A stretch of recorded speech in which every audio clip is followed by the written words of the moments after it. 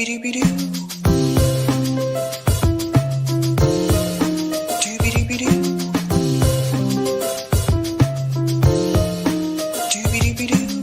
your host, sabrinasalvati.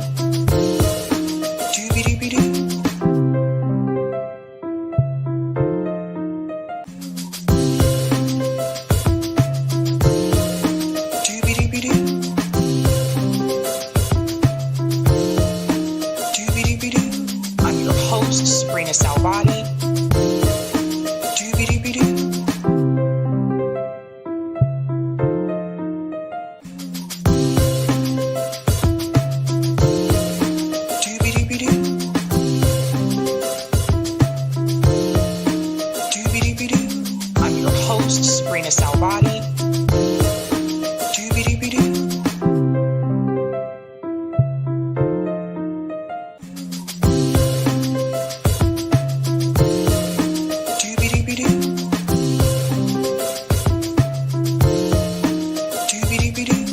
I'm your host, sabrinasalvati.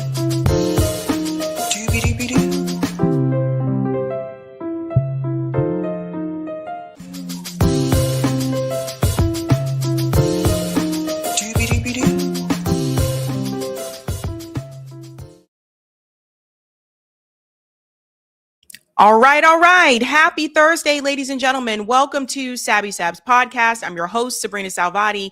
If you're new, I do want to let you know that Sabby Sabs podcast is a part of Revolutionary Blackout Network. You can catch me there once a month for our roundtable, and you can catch me here on Tuesday, Thursday, and Sunday. Shout out to everyone watching on YouTube, Rockfin, Twitter, and Rumble. And what is going on, guys? We have big breaking news that we're going to start off with. Ladies and gentlemen, I don't know what happened to my hair here, that we're going to start off with. And tonight's theme is this real life? And I want you to ask yourself, or maybe you've already asked yourself this question, is this real life that we are experiencing? With a number of these stories, sometimes I find myself asking myself that very question, especially with the story that we're going to start off with. So first and foremost, I do want to give shout outs to people in the chat. What is going on, fam? All right. Let's go ahead and get into it. Shout out to Brian, says, I am guilty too. I believed in the lib MSM and Bernie. I believed in Rachel. I assume you mean Rachel Maddow. Interesting. Shout out to ST, says first. Greetings. Blockbuster says hi. Hi, Blockbuster. Shout out to Silver Surfer, says Sabby. What's up? Greetings. KZ says, is Bernie Sanders still denying genocide in Palestine? Last I checked, he's still not calling it that. Greetings. CBC Voter says, happy Thursday, Sabby Sabs and Eric Red. Greetings. Randy says, I'll be patiently waiting for your take on the cringe Trump address. Oh man, that was a doozy, huh? Greetings. Devotion Orange says, hit the like, y'all. Yes, please do. Thank you. Shout out to Hannah, says Sab. Greetings, Mr. Moto. Put down your phone. Mr. Moto, so is home. Shabbat shalom. Shout out to Myra, says hi, everyone. Greetings. Jeanette says Devotion Orange, question mark. Shout out to Vijaya, says hi, all. Greetings. Whoops, I almost clicked on the wrong person. The same one again. Greetings. Lawrence says, F Israel, free Palestine. Shout out to MBD, says today, juicy fruit today. That juicy fruit. That juicy. Greetings. Bill Bobby says, in West Philadelphia, born and raised. All right. Somebody knows what's up. Shout out to Fire, says happy Thursday or Friday, wherever and whenever you are, Sabby Town Tribe. Hey. Shout out to Crystal, says hello, everyone. Greetings. Wahoo, says good evening, Sabby. Shout out to all comrades in the chat. And greetings, Ali, says hello. Shout out, of course, to my producer, Eric T. Red, says welcome all to the craziness. Yeah, and tonight is going to be a crazy night. And of course, shout out to Salixy, says hola, Sabby. Greetings, Black Rhino, says hello, Sabby. And shout out to... I just saw it. I was going to say it here. Protected Divinely says we in here. Okay, ladies and gentlemen, can't say hello to everybody. I wish I could, but we have quite a bit to get into. The first story is probably going to take the most time because, like I said, this is breaking news and it's currently underway. It's kind of scary that this is happening so close to home, but here we are. Again, tonight's theme is this real life? Question to ask yourself. Let's go ahead and show you that beautiful thumbnail, ladies and gents. I just realized I should probably put up the patrons. I forgot to grab the patrons to shout them out. 1 second, guys. Give me just one night. Una noche. Oh no, I'm going back to 98 degrees songs. I don't know what's going on around here. Okay, what are we discussing tonight, ladies and gentlemen? The breaking news story. This is a big one. The MIT professor who has been killed in the connection to Brown University suspect, that shooting. There is currently a manhunt underway for the Brown University suspect. I'm going to dive into all of this. I worked at MIT. I worked in the physics department.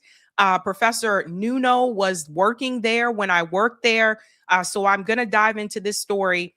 First, it's a really, really big one, and it's a lot to discuss. So we're going to talk about the ins and outs about all of that, how this involves TAE Technologies, how it involves Israel. They've already put their statement out about this. We're going to get into all of that. It's a big story.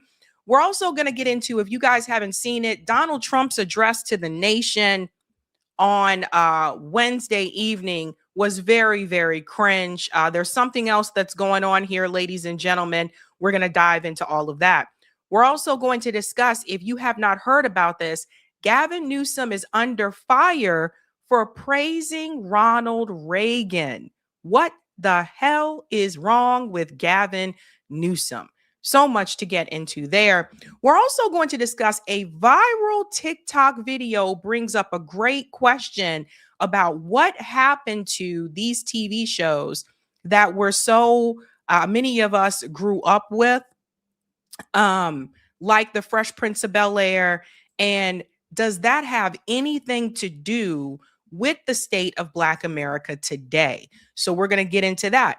We're also going to discuss, last but not least, Kash Patel and his girlfriend had an interview with Stephen Miller's wife. Why the FBI director is interviewing with his girlfriend. This is why, I just ask these questions again. Is this real life? So we're going to get into all of that, ladies and gents. I'm really frizzy today. Sorry, hair is kind of frizzy. That's why it's up in a bun. Anywho, let's go ahead and give a shout out to Sabby patrons. Thank you guys so much for your support. Really do appreciate you, fam, for keeping the lights on around here. If you're interested in being a Sabby patron, I have 5 categories. They are ultimate. There are Sabinators. Don't forget about those Sabsters. They're really cool too. We also have Sabbies. I like them, and I think you guys like them as well. Let's also not forget about members. All of their names are listed here, and you can also see their names scrolling across the bottom of the screen on the ticker throughout the show.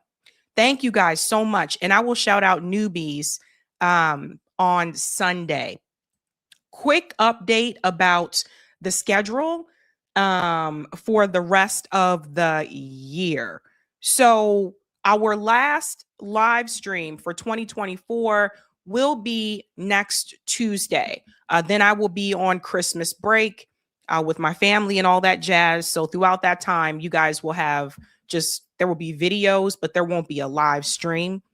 And then we will resume again come the new year. So the last live stream for 2025 for Sabby Sabs podcast will be next Tuesday.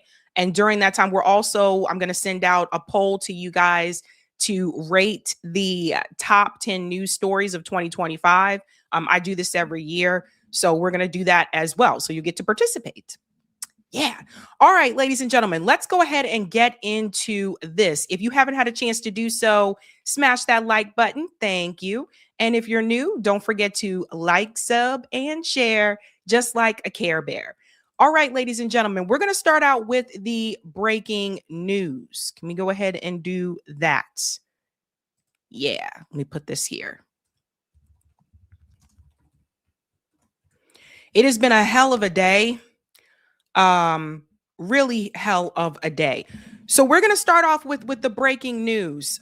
For those who were not aware, this is a local story to many of us in Massachusetts, which has now become a national story because there is a manhunt that is underway. An MIT professor was killed in his apartment building. That is Professor Nuno. He worked for the physics department at MIT. Now, before we get into this, a couple of things that I should tell you up front. I used to work at MIT and I worked in the physics department. Professor Nuno, if I remember correctly, came there in either 2015 or 2016, one of those years. Either way, I was still there. That was before I left MIT. Professor Nuno worked for the plasma department. So I should explain to you how this works. In the physics department at MIT, it's separated into two different categories. So there is theoretical research and there's experimental research. And in those two categories, there are different areas of physics. So, for example, astrophysics, quantum physics. Professor Nuno focused on plasma physics, right? So there's different areas within those two areas of research.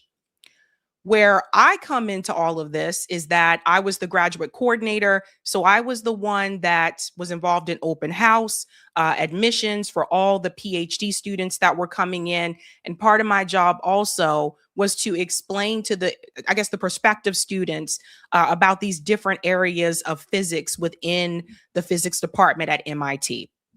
So the department that he was a part of was the plasma research. And we're going to get into what he was studying and what he was focusing on, because that's really important in my opinion. And I wonder if that has something to do with the reason why he was killed. So let's go ahead and get into that news clip, ladies and gents. Let's go ahead and bring this in here. This was the announcement of Professor Nuno's death. The mystery and heartache hanging over MIT's campus. So tragic, so frightening, so insane. After world-renowned Professor Nuno Loureiro, the head of MIT's Plasma Science and Fusion Center, was gunned down in the entrance to his building. Reported gunshots.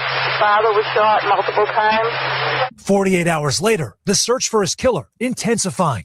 The 47-year-old physicist killed in the upscale Boston suburb of Brookline was a father of 3 daughters and a brilliant researcher, according to Bruno Gonçalves, who worked with Loureiro for years in Portugal. How would you describe the level of shock and devastation in the scientific community when this news was learned?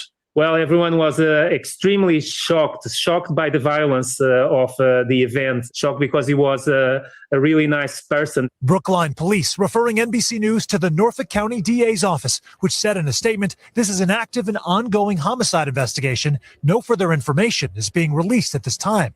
While 50 miles away in Providence, authorities knocking down any notion that there could be a link to the tragedy at Brown. The investigating agencies have not yet responded to NBC News' request for information about a possible motive, as Gonçalves just wants clarity. Let me pause here as they talk about this whole motive thing. I'm going to get into the Brown University part in just a second. So the Plasma Center was not in the same building that I was in. The main physics office and, of course, the physics graduate office was in the main building of MIT. We call it the Dome. So that big giant dome building that you see on Mass Ave, that's where the physics department was located. The Plasma Center was in a separate building. So it was rare for me to interact with the plasma professors. If they weren't in my building, most of the time I just wasn't going to interact with them, right? So I'm going to get into the motive in just a second. This is not your average professor. A number of people I saw online, and they're asking like, well, why would they just go after just some random? He's not just a random professor. Professor Nuno just received the presidential award from Joe Biden in January 2025. That was this year. When they say world renowned, they really mean world renowned.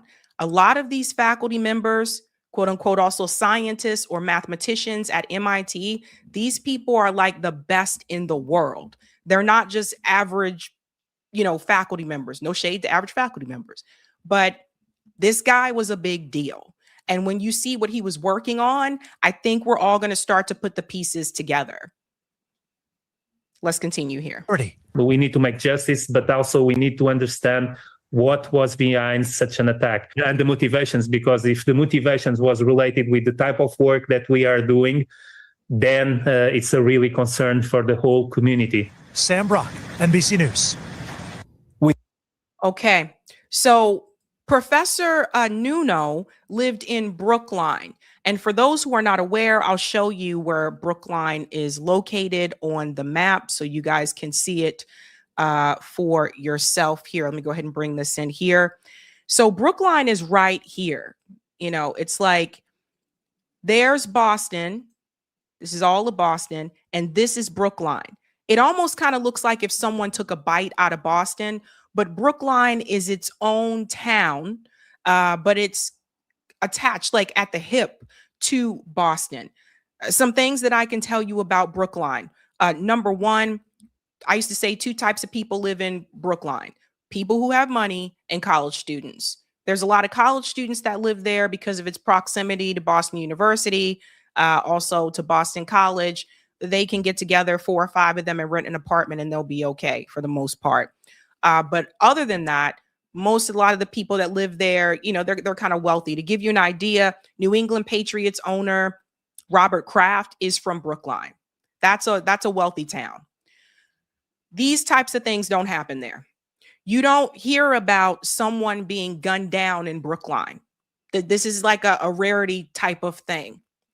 And what that tells you is that this suspect, who they assume may also be the same suspect from Brown University, this suspect knew where he lived and, according to reports, was waiting for him at his apartment building. So this is not something that was random. Let's get into who Professor Nuno was.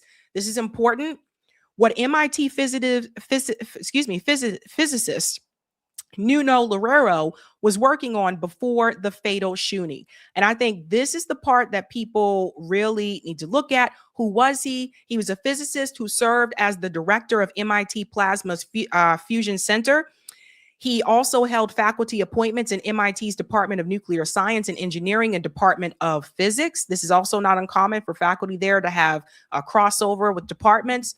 According to MIT, he studied physics in Portugal and the UK, completing his PhD at the Princeton Plasma Physics Laboratory before working as a researcher at the Institute for Plasma and Nuclear Fusion at the Instituto Superior Técnico of Lisbon, and then he joined MIT in 2016. So it was 2016 when he joined.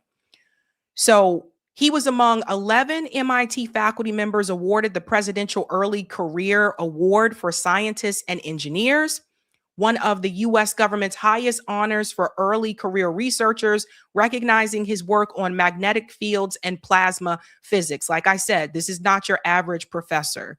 This guy was a big deal. So let's get into what he was working on. So Professor Nuno was a theoretical plasma physicist. So remember when I told you there's 2 different areas in the physics department, experimental and theoretical? He was on the theory side. So it goes on to say here, a field that studies the behavior of electrically charged gases under extreme conditions. Plasma physics is foundational to both fusion energy research and the study of astrophysical phenomena such as stars, solar flares, and magnetic fields in space. At MIT, his research focused on topics including magnetic reconnection, plasma turbulence, and the generation and amplification of magnetic fields. Magnetic reconnection is a phenomenon that occurs when magnetic fields pointing in opposite directions are torn apart and reformed. This explosively releases energy stored in the field, heating up and accelerating particles. So just a little bit there about what he was working on.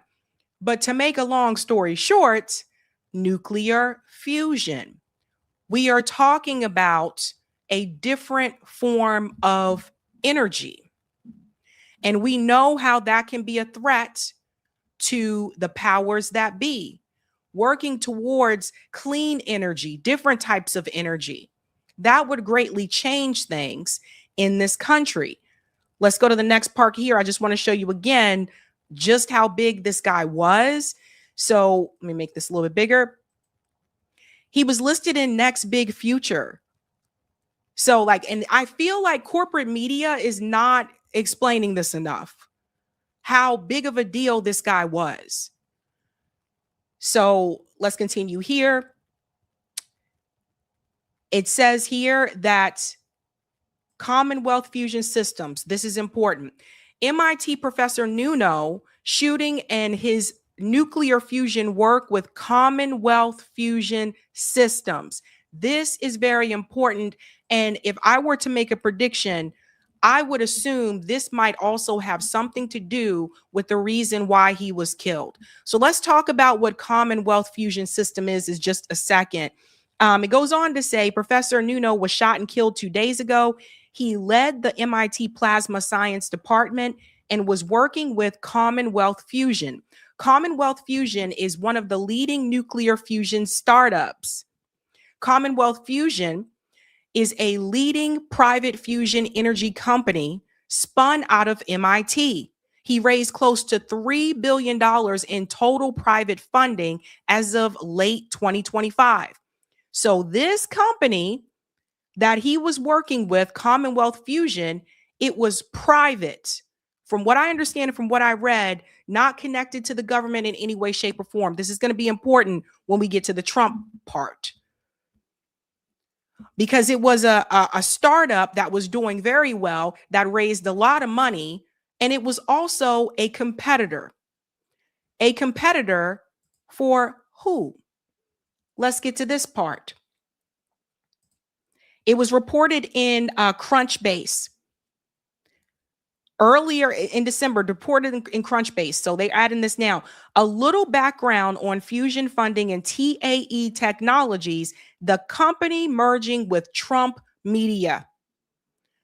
Commonwealth and TAE Technologies were competitors. So you have Donald Trump, this deal that he had with TAE Technologies to merge with Trump Media, being a competitor with Commonwealth. I think this actually matters. And corporate media is not talking about this. Let's go on a little bit more here. I'll make this bigger for you guys. There is no hyperbole in stating that Trump Media and Technology Group, the company behind social media platform Truth Social, is breaking new ground with this morning's announcement that it plans to combine with fusion company TAE Technologies. The two signed a merger agreement to combine in what TMTG called a stock transaction valued at more than $6 billion. Now, this was announced. Let's put this up here. December 18th, 2025. It was announced today. If you see this on Friday, that would be Thursday that it was announced. So let's put two and two together, folks. Let's scroll down a little bit here to get to the competitors. And let's highlight this right here. A handful of fusion startups have secured a big chunk of funding to the space. Besides TAE, the most heavily funded are Commonwealth Fusion Systems, Helion Energy, Pacific Fusion, and General Fusion. But look which one has the most money out of all of them. That is Commonwealth Fusion with $2.86 billion in equity funding. So let me tell you what I think.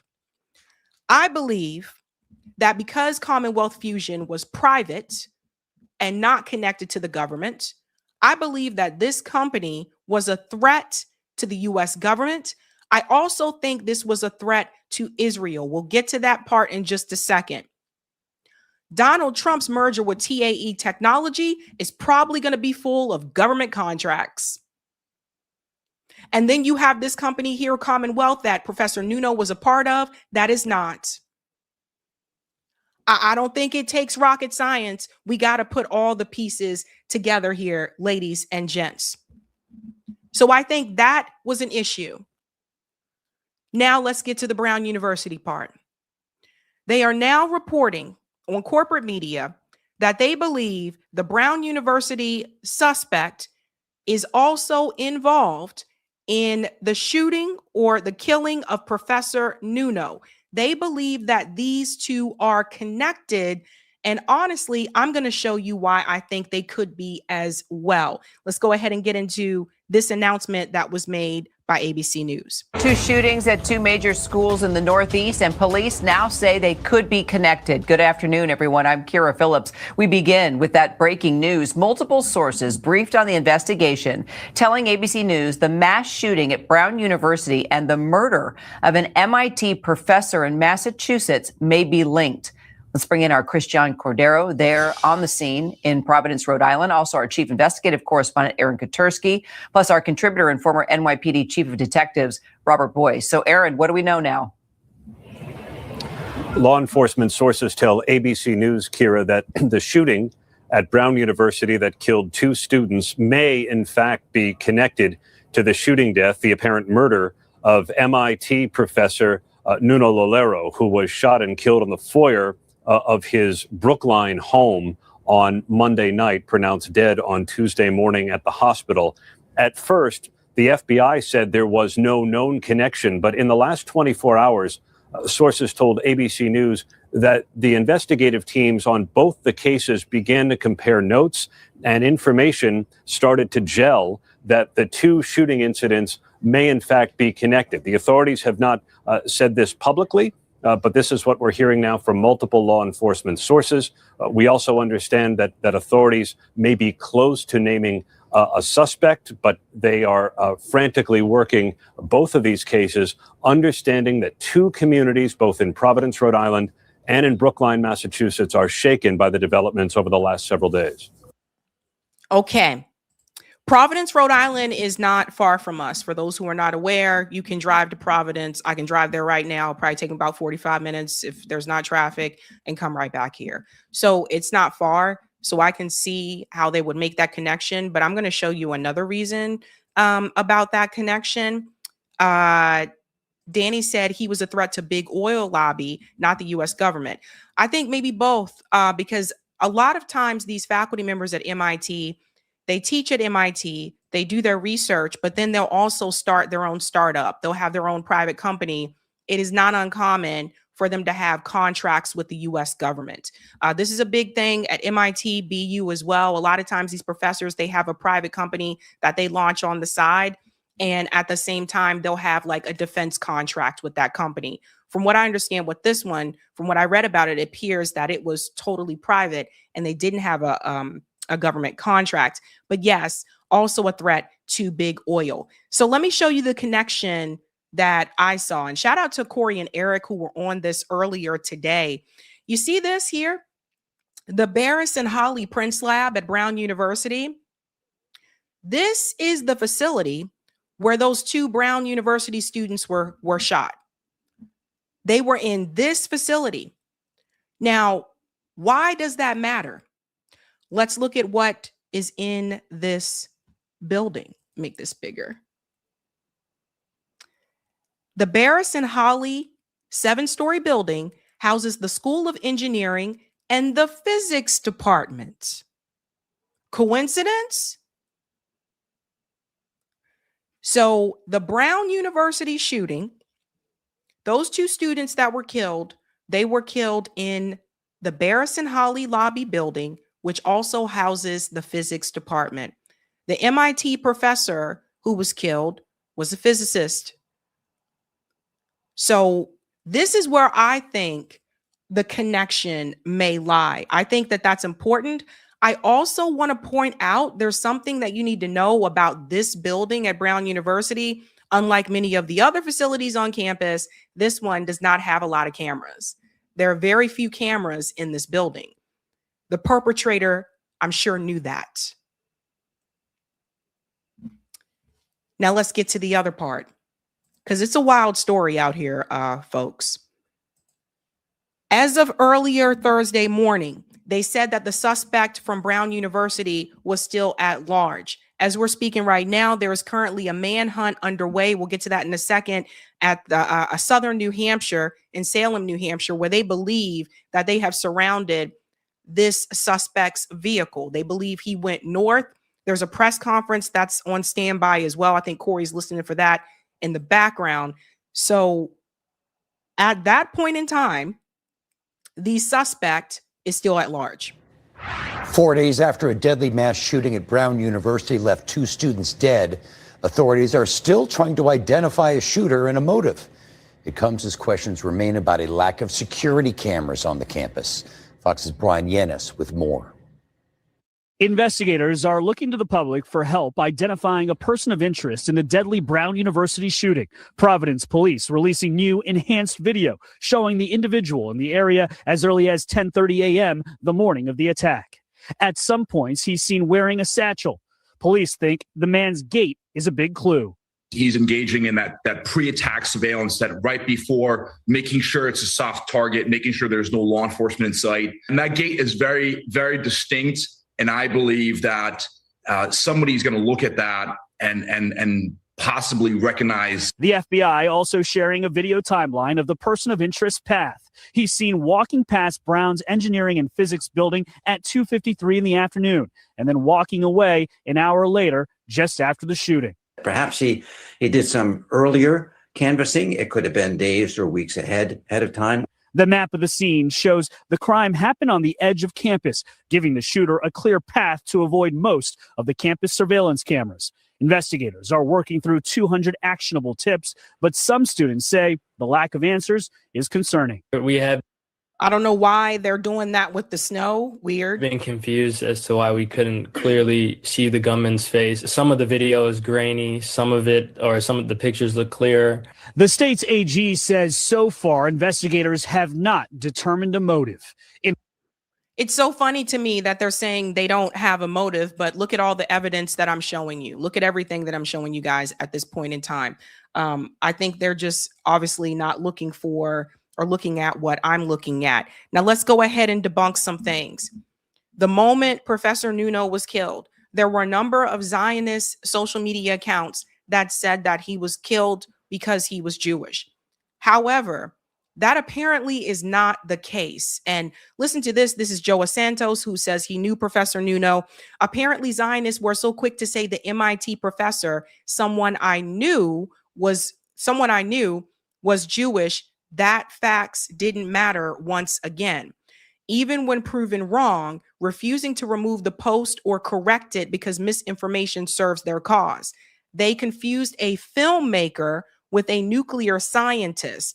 X feels like a clown show at times with this culture war they keep trying to start. So according to Joa, he knew Professor Nuno.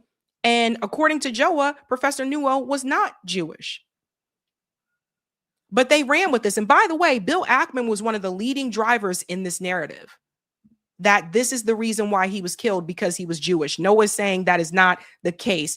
It seems like this is who they're confusing him with. There's a filmmaker named Nuno Lario. That's not the same person. And then this is Professor Nuno. As you'll notice, Stop Anti-Semitism jumped on that bandwagon very quickly. We are hearing a MIT nuclear science professor, Nuno Loureiro, age 47, has been murdered in his home in Brookline. Loureiro has been reported to be Jewish with strong pro-Israel views. Ladies and gentlemen, this has not been verified by anyone. So this is another example to show you how they push a narrative out there. And usually the person who gets the narrative out there first, usually, they're the ones that win. So now a lot of people, you have to go on defense and say, no, this is not the case. But they're trying to use this as the reasoning, right? Now, Israel has jumped in, and Israel is saying that Iran is responsible for Professor Nuno's death. So when I was looking at the timeline and the way the finger pointing just rolled out, Bill Ackman makes the tweet and goes, I'm hearing he is Jewish. Stop anti-Semitism. Jumps on board immediately, puts out that post on X that he was Jewish and that's why he was killed. Next thing you know, Israel puts out this statement that it was Iran who killed him, which is very weird and bizarre considering it's usually Israel is the one that goes after scientists. You can go ahead and see it here for yourself. World-renowned MIT nuclear researcher was assassinated in his home in targeted attack by Iranian operative, Israel says. No evidence, no proof, nothing. And the Daily Mail, they just rolled with this. And it goes on to say here that Israeli officials have said Iranian operatives targeted the leading nuclear fusion researcher, according to the Jerusalem Post. Who believes this? They're already pointing fingers at Iran. This makes absolutely no sense whatsoever. Especially after the information that I just told you. We're going to get to Kalanoit in just a second. So let me explain something to you. Get to this right here. This is how they start the narrative. So they got everybody out there believing that this was an anti-Semitic attack.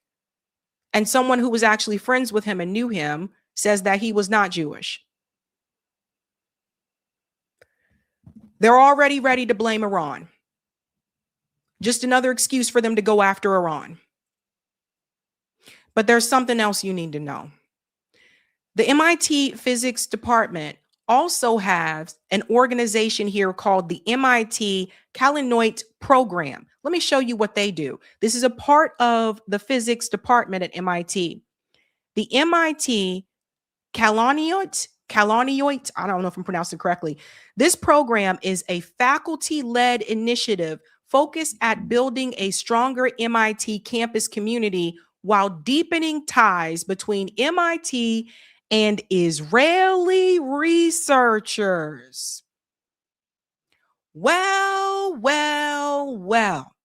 So you have a program that is part of the physics department that deepens ties with MIT and Israeli researchers.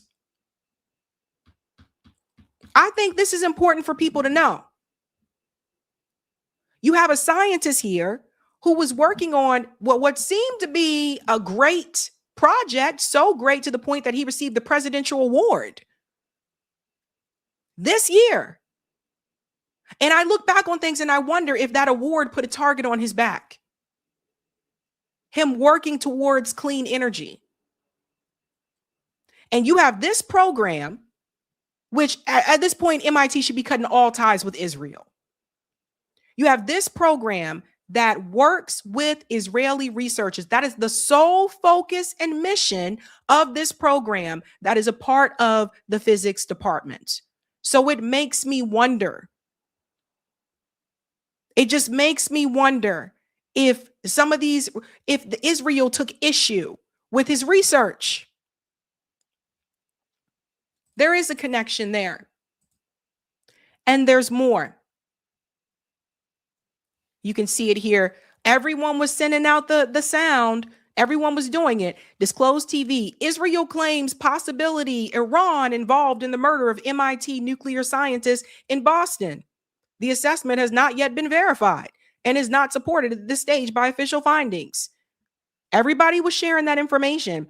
Mel, who's also known as Village Crazy Lady, said first they claimed he was Jewish. He wasn't. Now they're randomly saying Iran murdered him. What the fuck? Police haven't released any details. It literally could have been a simple home invasion, which is exactly what I was thinking until I read this headline. Yeah. So do you see how they wanted to get that narrative out there first? And then I just want to remind you who usually goes after scientists. Let's not forget this in July of this year, how Israel tracked down an assassinated scientist involved in Iran's nuclear program. This is something that Israel is known to do, not Iran. And as you can see here, remember we covered this story. Let me make this bigger here. Here we go. One of the things I thought that was interesting is that they had been following them for quite some time, right? So Israel's attacks in June killed 16 leading researchers involved in Iran's efforts to develop an atomic bomb. Some of them had been under Israeli intelligence surveillance for 2 decades. So for people wondering why this guy, why Professor Nuno, you don't know how long people could have been watching him, could have been spying on his research. You don't know how long it could have been. If they were watching Iranian scientists for 2 decades, who knows how long they could have been watching Professor Nuno. And they have the nerve to point their fingers and blame Iran. There have been other stories I covered before on the show about the strange disappearance of Egyptian scientists. Some of them disappeared in this country. People who were basically leading groundbreaking research. And then there's something else about Brown University that you also need to see. And shout out to the gentleman who posted this video. What did Brown University do after October 7th? Some people may not remember this. So Brown University found out that America wasted $33 billion on aid to Israel in the past 2 years. That means every American taxpayer has sent Israel $45 million every single day, $144 for every citizen every single month, $577 for the average family of 4 every month. While the Israels get free healthcare, college, and one of the most generous welfare programs on earth. Meanwhile, Americans go into debt and homelessness skyrockets. Me posting this video is crazy because we know what happened to Brown's University in the past couple of days. Brown University got attacked in a suspected false flag. I gotta whisper. I think these research findings may have something to do with the Brown. Oh, wow. It is very interesting. I mean, guys, y'all got to remember college places like the professors are doing research and studying. That's like the main part of their job. And this is what they found. So if y'all just want to read this, let me know what y'all think. All this aid we were giving to them was obviously after October 7th. But basically, Brown was like, yeah, we wasted it. It was not useful for us sending that much money. So Brown University, they were the ones that put out the call about how much money we wasted sending that money to Israel instead of using it right here. Now, people may feel as though all of these are just a coincidence, but I want to remind you what happened to another individual by the name of Eugene Malov. In 2004, Eugene Malov, the death of a cold fusion proponent. Eugene Malov, a science writer who for the past 15 years dedicated himself to advancing the case for cold fusion, was murdered Friday in an apparent robbery. Malov, 56, was the founder and the president of the New Energy Foundation and editor-in-chief of its magazine, Infinite Energy. He was previously chief science writer at MIT News Office. He left MIT largely because his point of view on cold fusion was vehemently opposed by most scientists at the Institute. So Eugene Malov, I mean, this was in 2004. Let's make this larger. You guys need to look into the case about what happened to him. This has happened before. And at that time, you know, it was considered fringe science.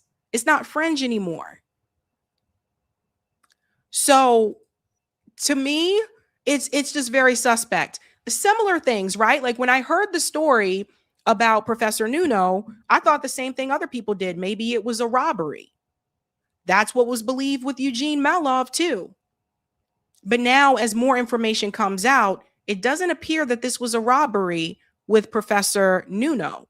And also, knowing Brookline very well, Professor Nuno apparently lived in an apartment building, whereas if someone was going to commit a robbery in Brookline, there are rich people in big homes in Brookline that they would probably seek out before they go to seek out an apartment building. Does that make sense? So it was a direct hit. And Eric, let me know if we have the footage for the manhunt. We can go ahead and start showing some of that. So now they are saying that they believe the suspect, the Brown University suspect, is in New Hampshire and southern New Hampshire, and they had believed that they were surrounding his vehicle. Let me check this here to see. There's an update here. Okay. Yeah, I do have that for you guys. Let me just go forward a little bit. I mean, it makes sense that he would have gone north and not south.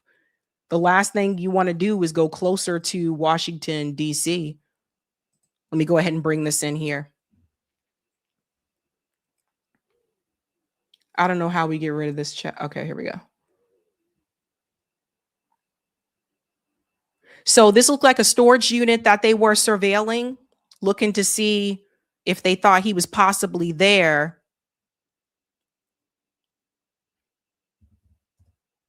Okay, thank you, Corey. One thing I do want to add as well that we did see is that they believe that they were surrounding his vehicle, or what they believed was his vehicle. I doubt that he was in it. They have been waiting to have a press conference for quite some time. We were watching for like, I think I started watching at like 6 o'clock. And they said they will make an announcement at some point. As you can see, there's police officers there. They believed, again, that they had found his vehicle. And another thing that I want to mention for those who are not aware, the police believe that he used a rental car, and that there seemed to be the same vehicle that could have been used at Brown University that was also used here. So just FYI. Now I'm waiting to see what they say about this suspect. I'm waiting for it. I'm waiting to hear what they're going to say, because I've already seen a number of videos that people have put out. Let me just mute this for a second. That people have put out. Brandon Tatum posted a video of a guy wearing a keffiyeh. They don't even have the suspect in custody, but he had already put a video out saying, "Is this guy?" Wild and crazy stuff, man. We can fast forward here. So we may have to come back to this part at later time. Corey is watching in the background to see when they do the update about the press conference. But yeah, we were waiting for quite some time. There's people just sitting in a room, like waiting around, and they announce like, "We'll let you know when it's that time." But it's very scary, you guys. And I'm just going to tell you this. These scientists at these universities like MIT and Harvard and, you know, the big elite universities, some of the research, especially at MIT, I can tell you as much as I can without getting a lawsuit. Some of the research that is done at MIT is so significant and important that MIT does not close their labs. When my first year, when I was an employee there, I didn't understand why we just didn't get the week of Christmas off, because at other universities, you get the week of Christmas off, right? And the students aren't there. But at MIT, if you want that time off, you have to use your PTO for that. And it was explained to me that the reason being is because they cannot close the labs. Someone has to be there to make sure that those labs stay open. I had students like, you know, and God bless them, but I had students that would go to the labs and do research till 1 o'clock, 2 o'clock in the morning, sometimes did not sleep. Like, it is no joke going to MIT and doing research there and doing research at University of Texas or something like that. It's not the same level. I'm telling you from experience. So the research that he was working on, And the fact that he got all those awards, can we pull up his Corey, can we pull up his wiki? They have his wiki out. I want to show you guys all these awards that he got. At 47 years old, he's still young for a scientist. So just doing like so much. Let me see if I can pull up his wiki. I don't know if Corey might be like, what do you mean? Yeah, Nuno. But I do believe that there is a connection here. Let's go to his wiki. I just want to show you a couple of things about him here as well. So just look at this. He was the Hermann Feshbach Professor of Physics, like the director of the MIT Plasma Science and Fusion Center. This guy did everything. And then let me just go to some of his awards here, because this is important too. Why don't you guys have a separate? Yeah. American Physical Society, Thomas H. Stick Award. He had the National Science Foundation Career Award, the Amar G. Bose Research Grant, the MIT School of Engineering Ruth and Joel Spira Award for Excellence in Teaching. He had the Los Alamos National Laboratory Stanislaw Alum Distinguished Scholar. And the big one is the Presidential Early Career Award for Scientists and Engineers in 2025. And I believe it said, let me double check, but I believe, yeah, right here. In January of 2025, President Biden presented him with that award. So that award wasn't given to him by President Trump. It was given to him by President Biden. And I don't know, you guys, when we just put everything together and we look at the fact that Commonwealth, let me put this back up here. Commonwealth Fusion Systems, which is the company that he was working with, his startup, and it was a competitor to TAE Technologies, which Trump Media now acquired. And like I said, I would imagine that Donald Trump would be willing to allow TAE Technologies to have government contracts. Like this is a big deal. We're not talking about a startup that had millions of dollars. We're talking about a startup, Commonwealth Fusion, that Professor Nuno, started, had $2.86 billion. That's how big it was.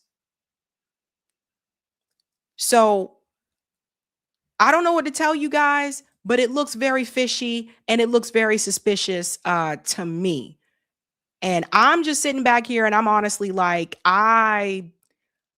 too many damn coincidences for me.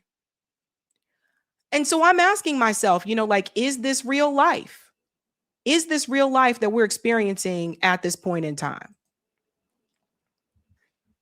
All the things that are happening is just ridiculous. We're going to go to some of the comments here, and then we may have to get to the other stories. And then if they come in during the press conference, then we can add that at the end. Okay. All right. Let's go to some of these comments. Ay. Thank you guys. Nathaniel was on it. Remember Eugene Malov too. Yeah. MIT researcher killed for providing new energy, like Lariro on new energy, low energy, nuclear reactions, threat to Corpo Cabal. Shout out to Ratty Can, who just became a member. Let's give Ratty Can a big whoop, whoop. Thank you, Nathaniel, for the super chat. See MIT Eugene Malov breakthroughs controlled by Core. Yeah.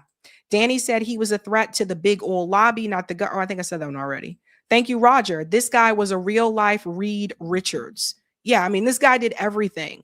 Thank you, Protected. Excellent journalism. Thank you. Thank you for the super chat, Jay Grantism.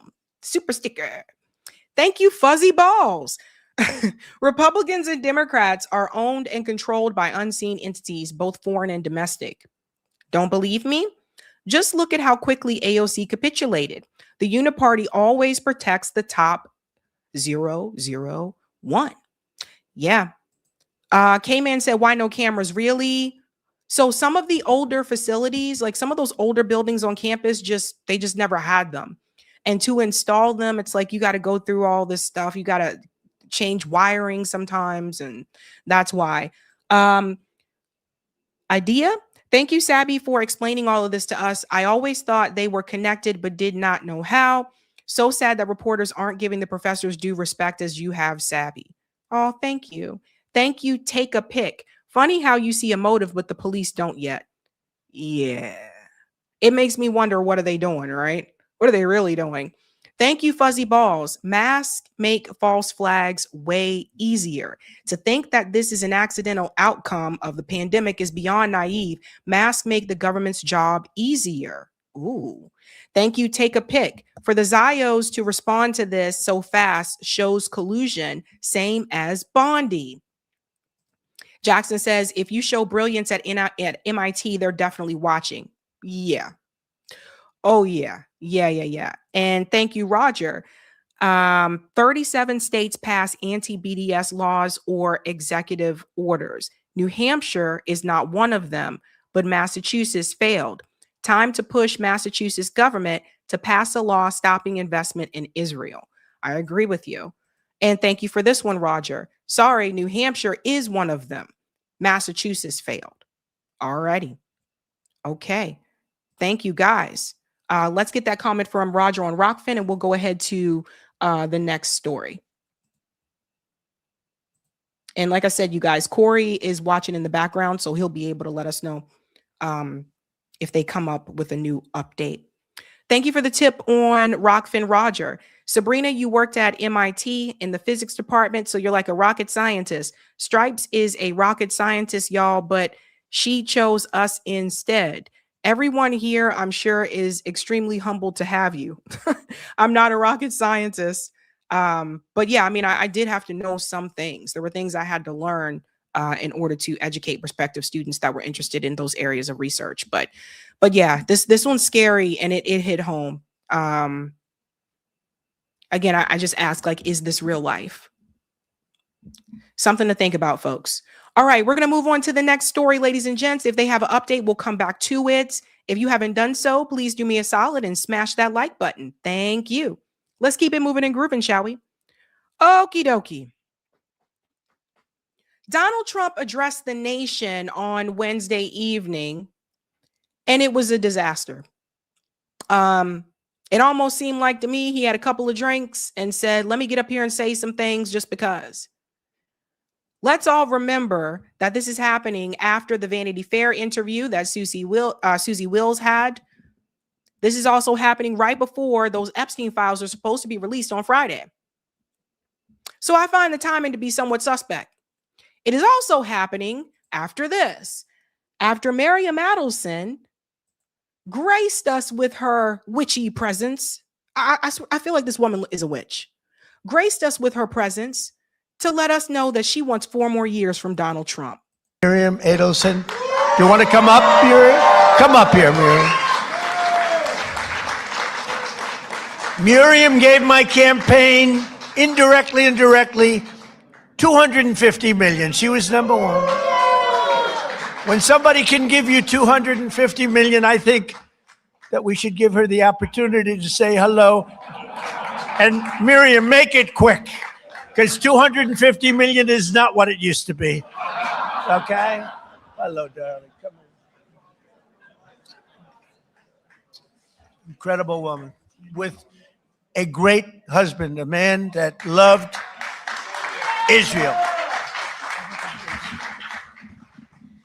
Well, Mr. President, when you were in the Israeli parliament and you gave a speech and you saw me from far away, at that time I came with a scooter to the parliament just to hear you.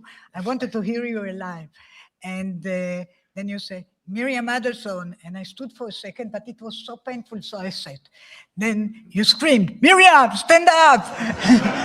And I wish you would have known, but I stood up and heard all your compliment, and thank you very much. I saw you back there standing. Yeah, you saw me. She stood Thank up you. bravely. And now I met Alan Dershowitz, and he said the legal thing about 4 more years, and I say, Alan, I agree with you. So we can do it.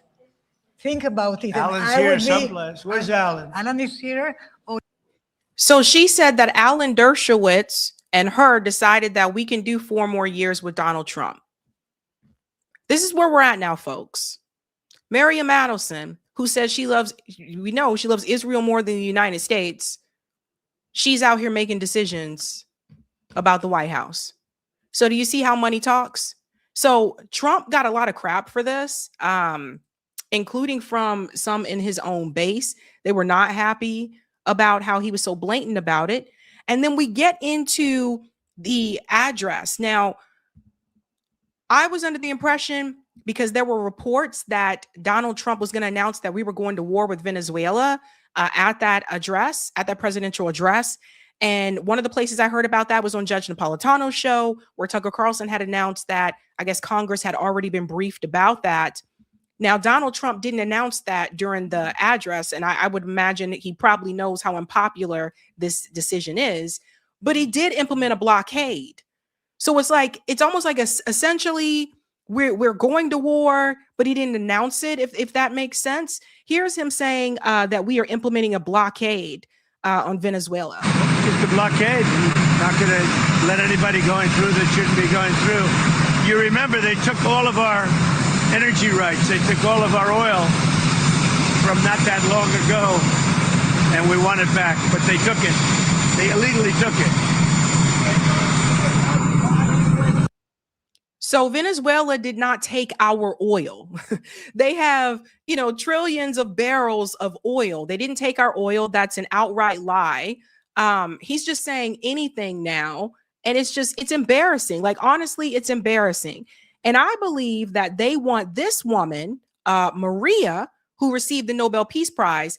I believe this is who they want to install in Maduro's place. They want someone that wants to have a collaboration with Israel, as she's made it very vocal that she does. I believe this is who they want. So President Trump said that land strikes to stop drug trafficking specifically will start soon. He has been saying that for weeks. Do you know what he is talking about? And has he promised you anything? No, I don't know. And well, if I knew, I wouldn't say it, of course, but it's not the case.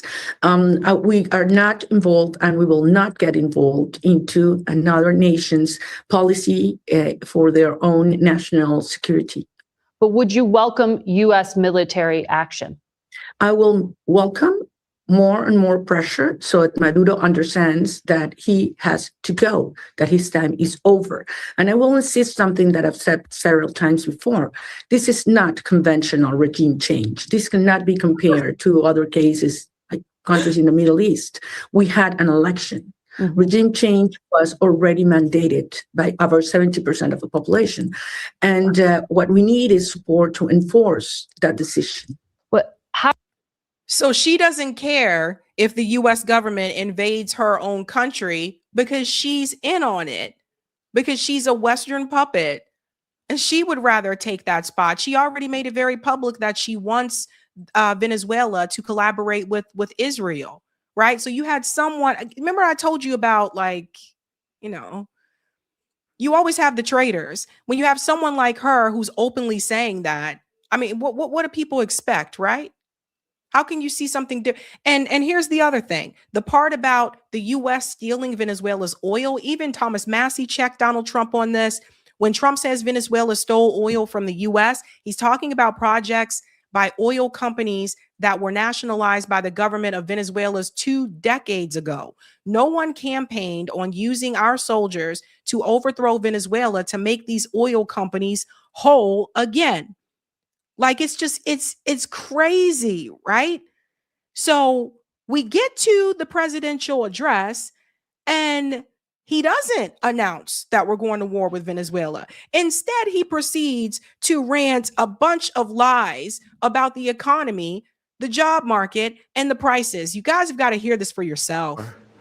Over the past 11 months, we have brought more positive change to Washington than any administration in American history. There's never been anything like it, and I think most would agree. I was elected in a landslide, winning the popular vote and all 7 swing states and everything else with a mandate to take on a sick and corrupt system that really just took the wealth from people and crushed the dreams of the American people. For the last 4 years, the United States was ruled by politicians who fought only for insiders, illegal aliens, career criminals, corporate lobbyists, prisoners, terrorists, and above all, foreign nations, which took advantage of us at levels never seen before. They flooded your cities and towns with illegal aliens. They decimated your hard-earned savings. They indoctrinated your children with hate for America. They just released a level of violent felons that we had never seen to prey on innocent. They caused war. They caused mayhem. They caused a horrible situation all over the globe. But now you have a president who fights for the law-abiding, hardworking people of our country, the ones who make this nation run, who make this nation work. And after just 1 year, we have achieved more than anyone could have imagined. Starting on day one, I took immediate action to stop the invasion of our southern border. For the past 7 months, 0 illegal aliens have been allowed into our country, a feat which everyone said was absolutely impossible. Do you remember when Joe Biden said that he needed Congress to pass legislation to help close the border? He was always blaming Congress and everyone else. As it turned out, we didn't need legislation. We just needed a new president. We inherited the worst border anywhere in the world, and we quickly turned it into the strongest border in the history of our country. In other words, in a few short months, we went from worst to best. We're deporting criminals, restoring safety to our most dangerous cities. Just take a look at Washington, D.C. It's at levels of safety that we've never seen before. And they decimated the bloodthirsty foreign drug cartels. We did that all by ourselves with our people, and we're so proud of it because they were. It was just like a bunch of rambling. Like this dude just goes on, just rambling. And I'm just like, this comes out of nowhere. Okay. So it's not like how many times are you going to address the nation, for one? And then for two, to get up there and just the blah, blah, blah, blah, blah, blah, blah, blah, blah. Like people literally were like, this is manic. It feels manic-like. Poisoning and destroying our population. Drugs brought in by ocean and by sea are now down 94%. We have broken the grip of sinister woke radicals in our schools, and control over those schools is back now in the hands of our great and loving states where education belongs. After rebuilding the United States military in my first term, and with the addition we are adding right now, we have the most powerful military anywhere in the world, and it's not even close. Not something to brag about. So this just goes to show you, like, he's out there, and apparently from what I read, his chief of staff, Susie Wills, she was the one that told him to do this, to address the nation, I guess, to combat the negativity that was received from her interview with Vanity Fair. Look, people were laughing. Like, people were laughing their ass off.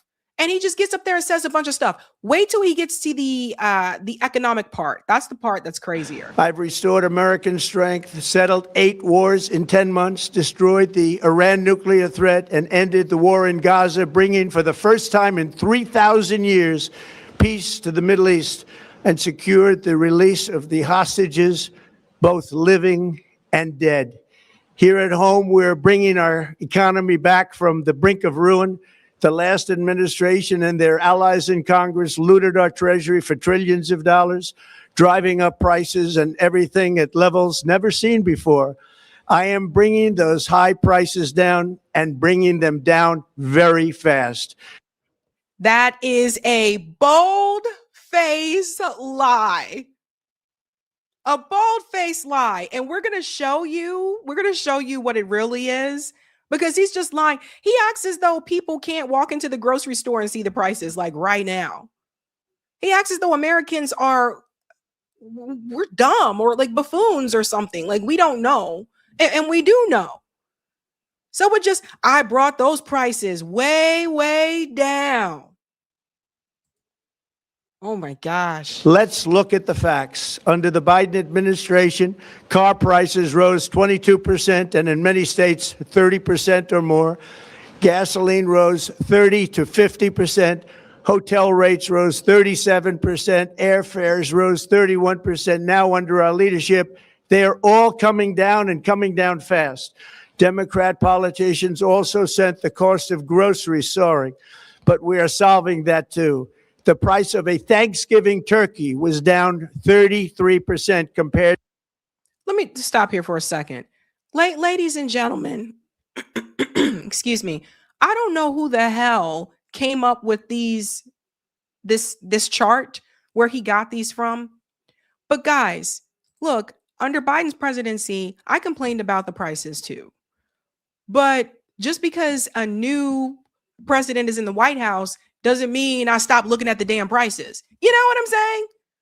It's just like, and we're going to get to the inflation part too, because I'm going to show you how it's actually getting worse.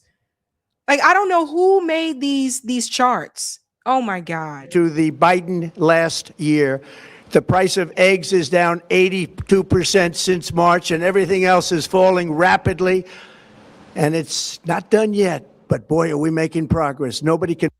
What is everything else? Look, the eggs, yes, the egg prices I have seen decrease. But what is the everything else? He doesn't tell you what it is because it's a lie. It's not true. Believe what's going on. Here are just some of the efforts that we have underway. You will see in your wallets and bank accounts in the new year.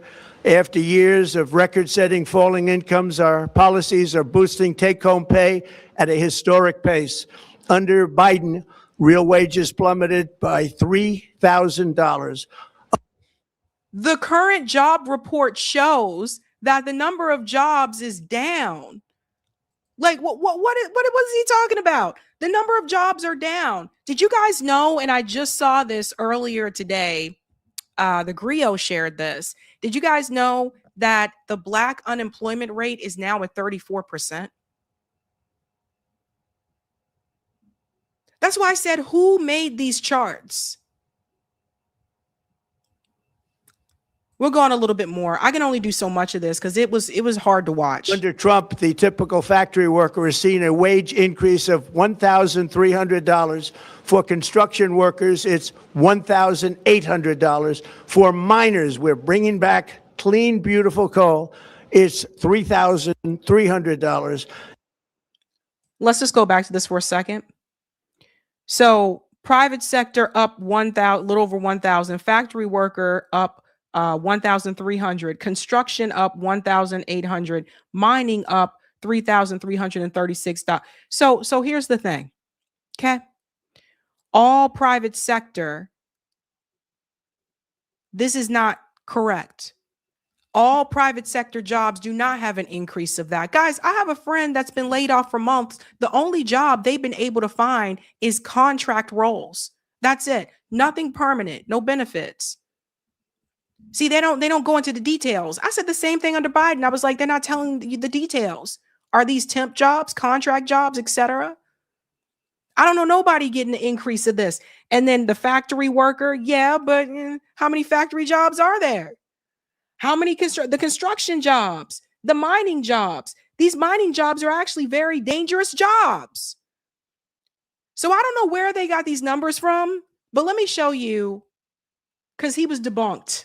It was bad. That was bad. So listen to this. He was debunked by multiple people. So many of these claims have been debunked so many times. The president said inflation has stopped. It's 3%. In fact, September, that 3% rate was the 5th consecutive month inflation had increased. The president also said that he inherited the worst inflation. He said some might say in the history of the country. Again, he inherited 3% inflation in January, nowhere close to the all-time high of more than 23%. He spoke of cutting prescription drug prices by 400 to 600%. Those figures are mathematically impossible. If you cut it by more than 100%, people would get paid to get their medications. He said everything else is falling rapidly. Everything else is not falling rapidly. In fact, even on groceries in particular, far more products have increased in price this term than have decreased.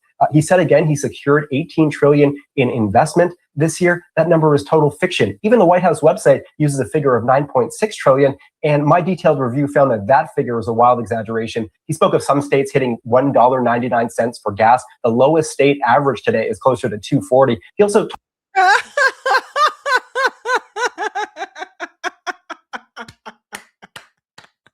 This guy was on it. We might have to drop the beat for him. talked about immigration, made false claims there, saying that an army of 25 million people invaded the country under President Biden. It was under 11 million, and that counts millions of people who were rapidly expelled from the country. Crime was nowhere close to record high under President Biden. President Trump has not settled 8 wars. That list includes various wars, various situations that were not even wars, and some conflicts that have not actually been resolved. I could go on. I don't have time.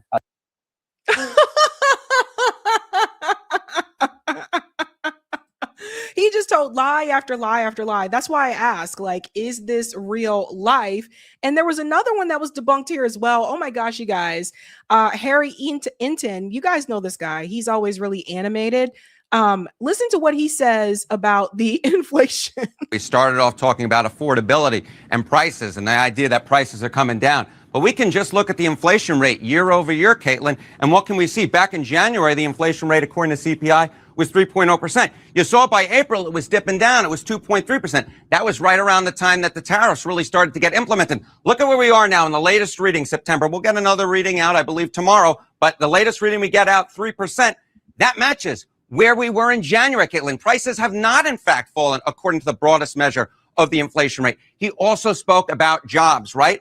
Well, you know, John King was talking about the unemployment rate. Look, in January, it was 4.0%.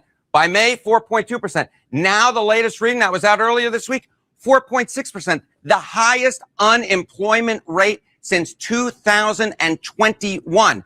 Now, told you guys. See that? There it is. And they don't want to talk about that. They don't want you to know how high that unemployment rate really is.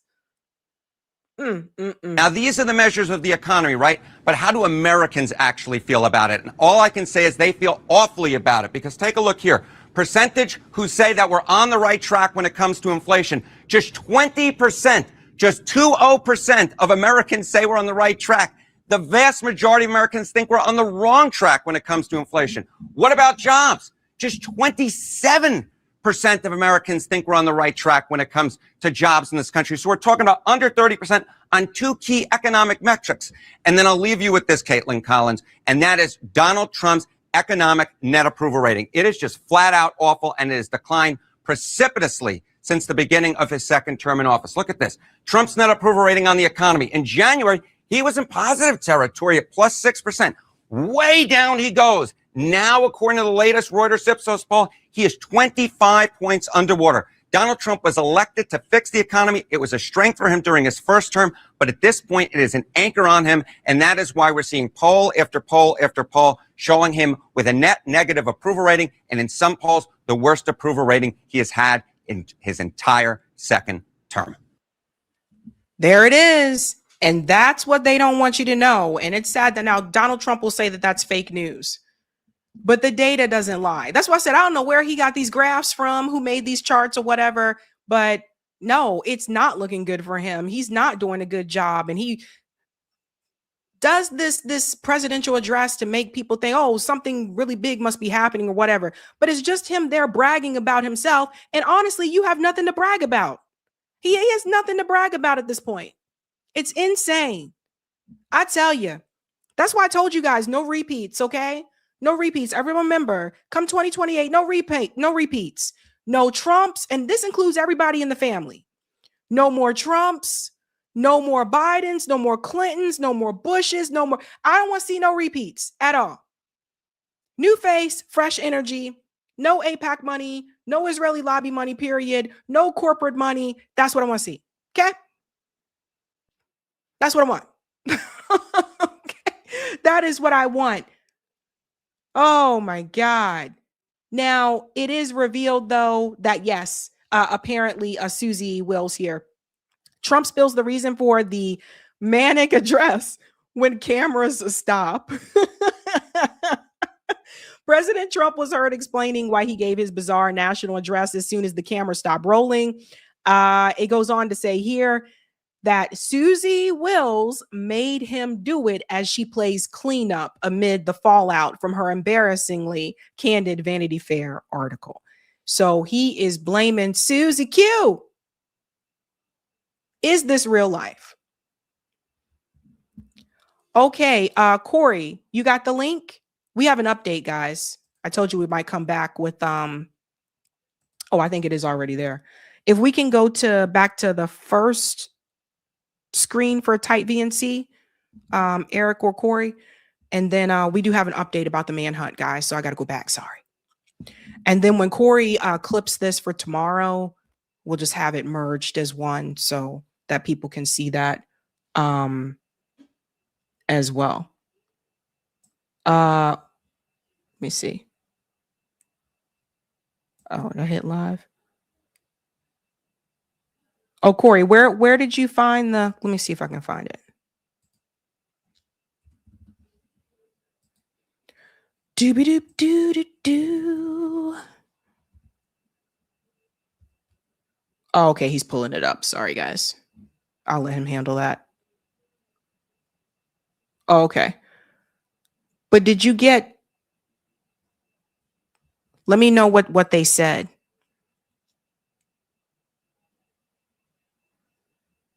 Thank you.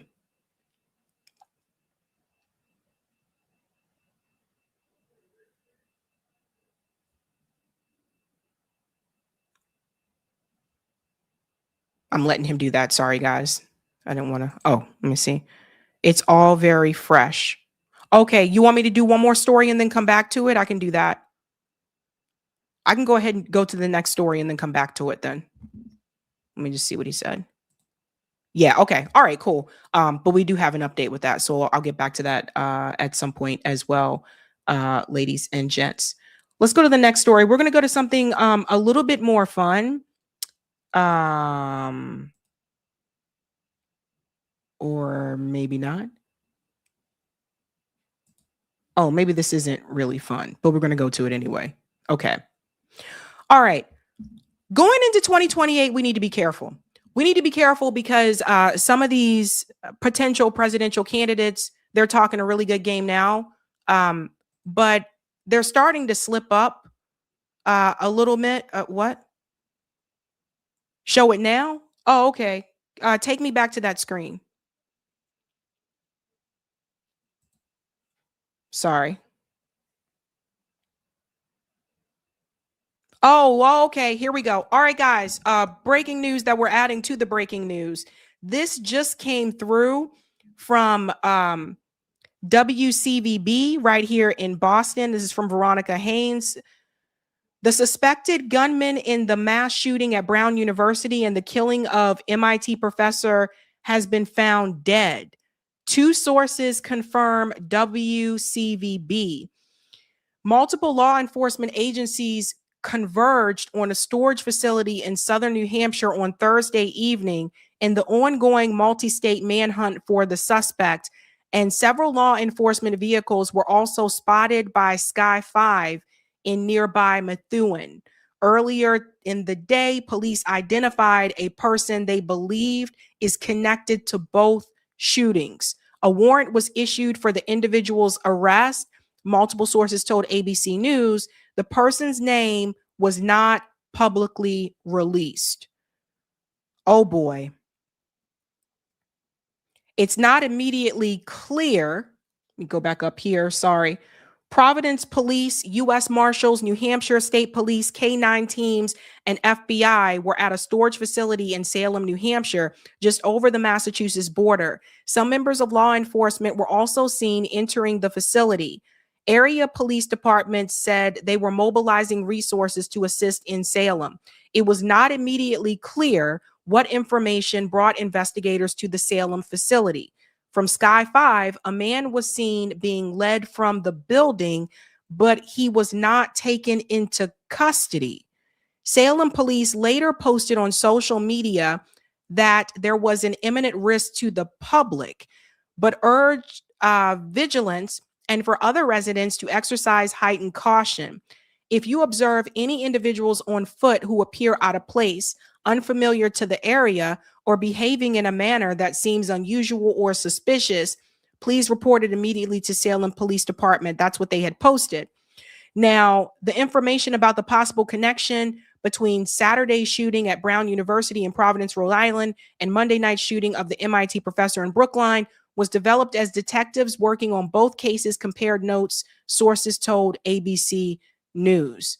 So they are saying that the suspect is dead.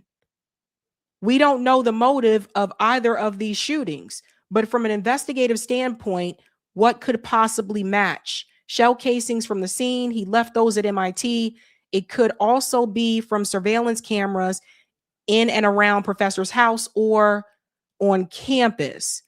So yeah, they're really not making the connection that I made. But I don't expect them to dig into some of that, but they're saying that he is dead.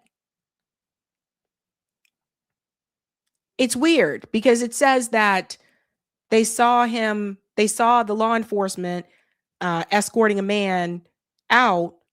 If that's the same person, he was alive at that time. So what happened? I don't know, guys. I don't know. And you know what? If this is the person and he's now dead, then you're not going to get anything from him. Very interesting. And anything that they say about the suspect can't dispute. That's the other thing. So they're not telling us how he died. Crazy stuff, guys. Crazy stuff. Chats in queue if you want. Chats in queue. I was going to go to the next story. Okay. All right. Thank you, Corey. All right. There's going to be a presser later. Okay. So let's go to the next story here. Gavin Newsom. Can we go back to Gavin Newsom? Here we go. All right. Come 2028, we need to be very careful. Some of these candidates that are talking a good game now are going to start to, I guess, slip. They're going to start to show, the mask is going to fall off. That's already happening with Gavin Newsom right now. Gavin Newsom is getting roasted on social media because Gavin Newsom praised Ronald Reagan. That's right. Gavin Newsom did. But who is Gavin Newsom? Because I see him doing things and he's moving in certain type of ways. Here he is on the NBA podcast here. He switches up with whoever he's talking to. Be very careful. They're going to try to use like our lingo and our language and all that type of stuff to relate to us and to show us that they're the cool guy or the cool chick or whatever. So listen to what he said here on NBA podcast. But also, it was also about paying the bills, man. And it was just like hustling. And so I was out there kind of raising myself, turning on the TV, started, just getting obsessed, sitting there with the Wonder Bread and 5 stacks of, it's like the White Stack 5 story. Come on. Kraft macaroni and cheese. That's a lie. So Gavin Newsom is trying to appeal. I guess he's trying to appeal to the black voters with this particular podcast and what he just said. I was sitting there with the stacks of Wonder Bread. He goes on to talk about mac and cheese. That's a lie. I'm going to show you where Gavin Newsom came from. So be careful, guys. Be careful, man. Macaroni and cheese. Man, bro. Are you talking about me? Young YG. YG, man. Every day in the backyard, just bouncing the basketball, throwing the ball against the wall until the ball is just like fraying, man. And your arms falling yourself. off. That's it. Whole thing. So just, and then, then this student that was shitty student is in the back with his head down, all of a sudden started throwing the baseball a little faster than everyone else. And started, make a few free throws because I was sitting there practicing 500 of them every damn night. And in high school, I look up in the stands, my dad's back up there. Okay. Dope. And it's like, man. And then he's bringing his friends and you're captain of the team. And you're like, gee, and it just saved me. And it got me into college. Guys, he started off by saying hustling. But also, it was also about paying the bills, man. And it was just like hustling. So we got to be careful, okay? Because I'm seeing some things. Gavin Newsom don't normally talk like that, but because she's there on the NBA podcast, all of a sudden it's just, let me use the lingo, right? So let me show you where Gavin Newsom came from. Susan Crabtree says, downright sociopathic. Gavin Newsom was growing up Getty. Here's a list of Getty Lagarce Gavin Newsom received. Vacations to Africa and Hudson Bay as a child. Plump Jack wine business shortly after college. Great Gatsby themed roaring 20s, 30s birthday party at the Getty San Francisco estate. 233 lavish wedding to Kim Guilfoyle. At least $500,000 for his gubernatorial run. $1 million to purchase a Pacific Heights home and more millions in joint real estate ventures. Read all about it. We have an entire chapter about Gavin's early years growing up Getty. So this is what I'm saying. These people are being posers, and they're trying to sell stories that aren't even true. And one of the stories that he's trying to sell right now, which definitely is not true, is the one about Ronald Reagan. But I want to show you why I think he's giving applause to people like Ronald Reagan. When he was questioned about taxing billionaires, this is what Gavin Newsom said. So there is a wealth tax proposal in California that I think you are adamantly against. Yes, I am. And we have a mayor that's coming here in New York who would like to have a wealth tax if he could. You couldn't be more diametrically opposed. Yeah, well, I want to be a Big Ten party. It's about addition, not subtraction. But this idea of a unifying theory of the case. I mean, I think we all want to be protected. We all want to be respected. We all want to be connected to something bigger than ourselves. We have fundamental values that I think define our party about social justice, economic justice. I think we recognize it's important to focus on growth, but also focus on inclusion. We have pre-distribution Democrats. We have redistribution Democrats. And therein lies the dialectic, and therein lies the debate within the Democratic Party. We also have Democrats that are representative of their districts, representative of the people that they represent. So much punditry has been done about, well, is the future of the party Mandami? At the same election that occurred, well, is the future, hold on, of Virginia? Is the future New Jersey? Is the future? But which is it? And that's the question about the unifying theory question, which is you could have a big tent, but if the theories of the case are so diametrically opposed, how split and broken is the party? Look, the party's knitting itself back together. We got shellacked in the last election. And there's been a lot of forensic analysis, perhaps not enough, about what happened. So what I thought was interesting is that when he was questioned about taxing billionaires more money, which I think they should be taxed more, all of a sudden this concept of addition and subtraction comes into play. Meanwhile, billionaires have been subtracting from poor people for years. So he talks about this idea of a Big Ten party. So it was okay all this time that money was being taken from us. But now when we ask the question about money being taken from billionaires, it's a problem, and we're a Big Tent party, so we want to include everybody. I see a lot of people praising Gavin Newsom because he was attacking Donald Trump. He did come at him pretty heavily during a time when Hakeem Jeffries and some of them were not willing to do so. But now you're starting to see the real Gavin come out, because Gavin Newsom shared this on X. This is from, and this was posted from his office. It was posted from his news office. Okay. He shared, the presidency once served as a reminder of our common humanity. Ronald Reagan described its purpose as building a nation composed of good and decent people. Ronald Reagan. So you see, Gavin Newsom is a Ronald Reagan Democrat, which means that he would rather praise Ronald Reagan, someone to his right, than praise someone like Zora Mondami, who is actually to his left. You get what I'm saying? This is the problem that I've noticed with a lot of these people that want to run for president. It's like they know that Trump is a problem, but at the same time, they also feel as though people like Zoran Mandami is a problem. And Zoran Mandami, you know, he hasn't even gotten his office yet, but he hasn't even gone as far as many thought he was going to go. He's walked back some things. But this simple idea of even taxing billionaires is a problem for Gavin Newsom. He's out here praising Ronald Reagan. And a lot of people went off on him. So why is this a problem? Let's talk about who Ronald Reagan really was. Gavin Newsom is running in a party that needs the black vote in order to win. Ronald Reagan was not a friend to black Americans in this country. Some of his policies greatly decimated the black community. In fact, I'll take you to one here. How can we forget about this?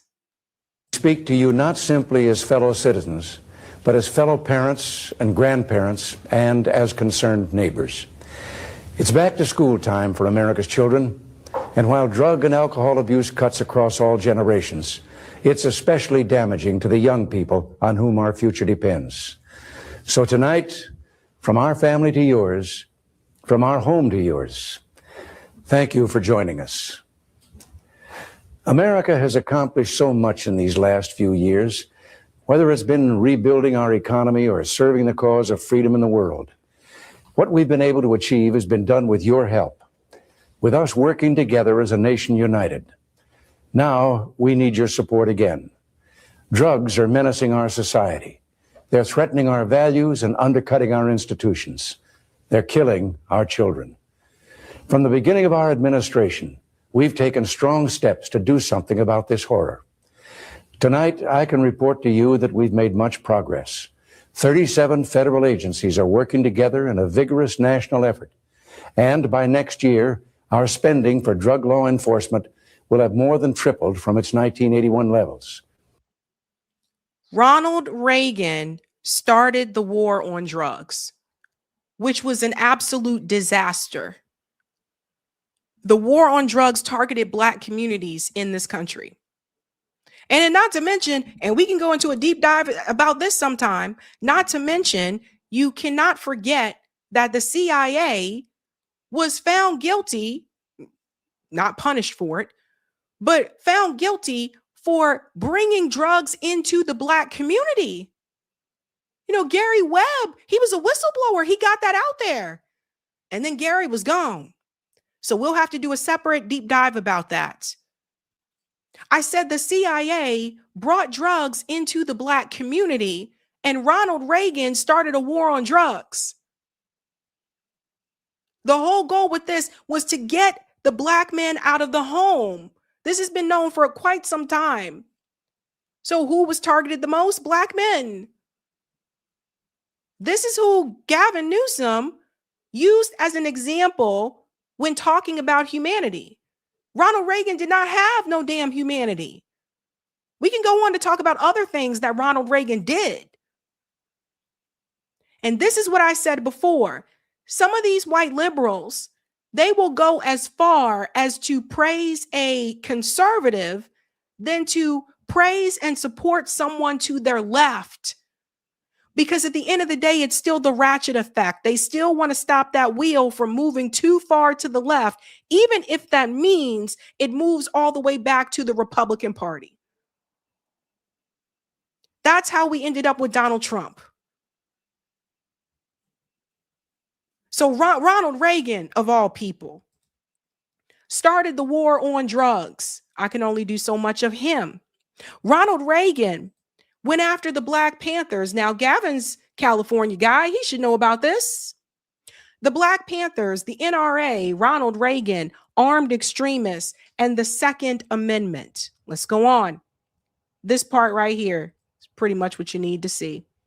In 1967, California codified into law AB 1591, otherwise known as the Mulford Act, sponsored by Oakland Assemblyman Don Mulford. AB 1591 made it a felony to publicly carry any firearm either openly or concealed in public places without a governmental license to do so. The law came about after the events of May 2nd, 1967, when a group of 30 Black Panthers appeared visibly armed at the California State Capitol building to protest an earlier version of AB 1591. At that time, there was nothing in California law that expressly prohibited the open carry of firearms, either in public or private. Today, it is seen as a reaction to the actions of the Black Panther Party. So Ronald Reagan, that was his response to that. Oh no, we can't have all these Negroes with guns. Oh no, no, no, no, no. Let's go ahead and put some laws in there. Ronald Reagan had a problem with that. Ronald Reagan also was caught on a hot mic with this phone call with Richard Nixon. I don't know if everybody remembers about this. Shout out to Professor Zinkus for sharing this. This is who Gavin Newsom just praised. Gavin Newsom, 2028 Dem nominee favorite, went on X yesterday to rehabilitate Ronald Reagan, a man who called Black people monkeys. Listen to this. Everybody remember this? Reagan had phoned Nixon at the White House to vent his frustration at African delegates who celebrated the vote. Last night, I tell you, to watch that thing on television, and I did. Yeah. To see those monkeys from those African countries. Damn them, they're still uncomfortable wearing shoes. Reagan had phoned Nixon at the White House to vent his frustration at African delegates who celebrated the vote. Last night, I tell you, to watch that thing on television, and I did. Yeah. To see those monkeys from those African countries. Damn. This is who Gavin Newsom compared humanity to. Ronald Reagan had humanity.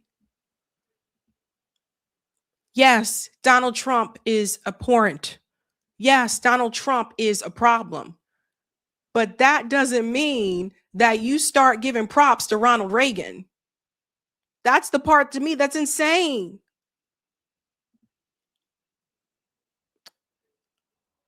So here's the thing, folks. Come 2028, we have to be very careful. We can't just give a pass to anybody that shows up. I'm sitting here myself and I saw this message from Gavin Newsom. I saw that on X and I said, is this real life? Seriously? You couldn't give kind word about Zoran, who's to your left, but you're out here giving a kind word about Ronald Reagan? This is what I'm talking about. Come 2028, let's not forget this, because even though Trump is bad, look at the recent numbers for the Democrats in Congress. Well, check this out. The popularity of congressional Democrats. Check this out. In the minds of the American public are lower than the Dead Sea. What are we talking about here? Well, let's take a look. The net approval rating for Democrats in Congress. You said it, Kate Baldwin. The lowest ever. Look at this. Overall, they are 55 points underwater. Their approval rating is south of 20%. It's even worse when you look at independents. Look at this. Negative 61 points. That means that their approval rating is 61 points lower than their disapproval rating. Quinnipiac has been polling this question for the better part of the 21st century. They have never found Democrats, at least those in Congress, in worse shape than they are right now. And that's going into the midterms. The midterms are right around the corner, right? So let's not be fooled come 2028. Again, not trying to be, mean to people or anything like that, but I'm just reminding people because 2028 is going to be here before you know it, believe it or not. And I feel like people are going to forget. I think people are going to forget that Gavin Newsom's mask is now slipping off more. He's starting to show you who he really is. So he's not really going to offer you these fundamental changes. What he's basically going to offer you is that he's not Donald Trump. That's it. That's basically what you're going to get. So don't forget.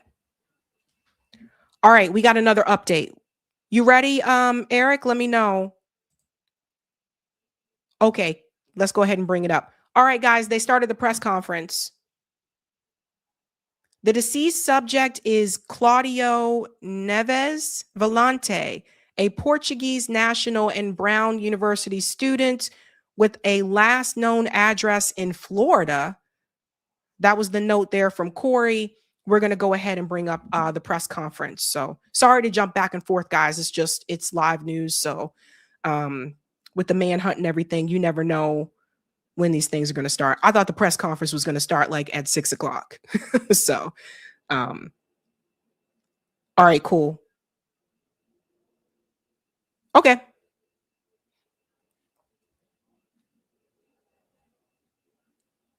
Eric's just getting it set up. Okay.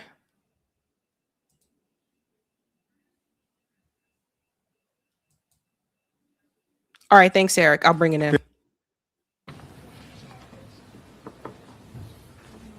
Tonight, our Providence neighbors can finally breathe a little easier. In a minute, Colonel Perez will share the latest details on the investigation, but I want to thank the people of Providence for stepping up and coming together during an extraordinarily difficult time. I know this has been hard on all of us.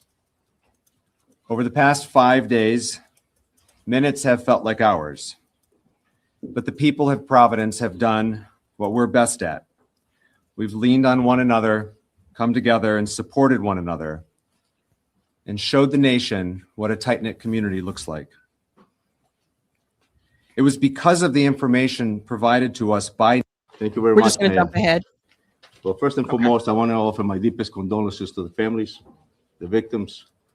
It was for them that this work was put together to make sure that they get the justice that they deserve and to ensure that this person was held accountable.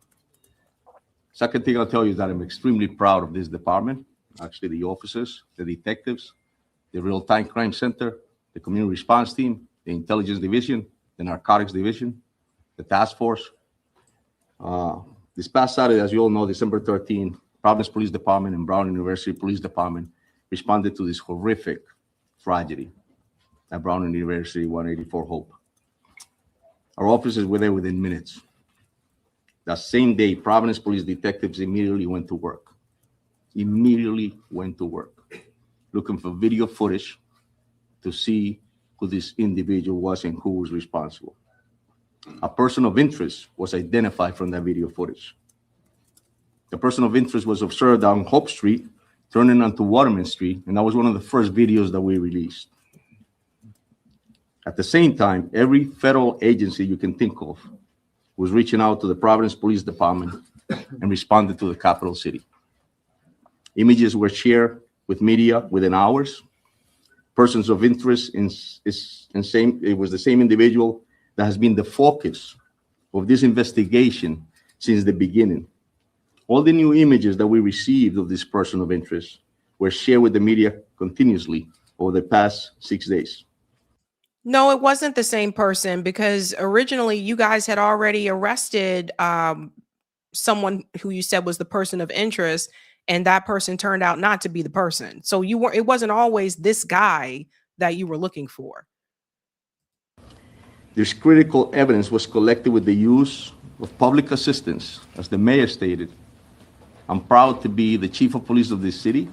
I'm proud to be a product of this city for the reasons that the mayor stated. Community stepped up. It was all about groundwork, public assistance, interviews of video footages, and in the specific incident, it was actually a video that provided us with a description of a vehicle. That was corroborated through a tip that was received to the tip center. That room was packed with detectives, agents receiving calls on a daily basis. We started early and left late. Then Flock and the LPR was able to provide us with this description of this vehicle. That vehicle was picked up by Flock, which led us to a car rental place in Massachusetts. Through that, the agents and their work as well were able to get us footage of this individual, as well as a copy of the agreement, which provided his real name. The video of that subject matched the description of that person of interest that this police department was desperate to put handcuffs on. That individual was identified as Claudio Neves Valenti. Date of birth, and he was a 48-year-old man. He was a Brown student. He was a Portuguese national, and his last known address was in Miami, Florida. Okay, I think he said he was a 48-year-old man.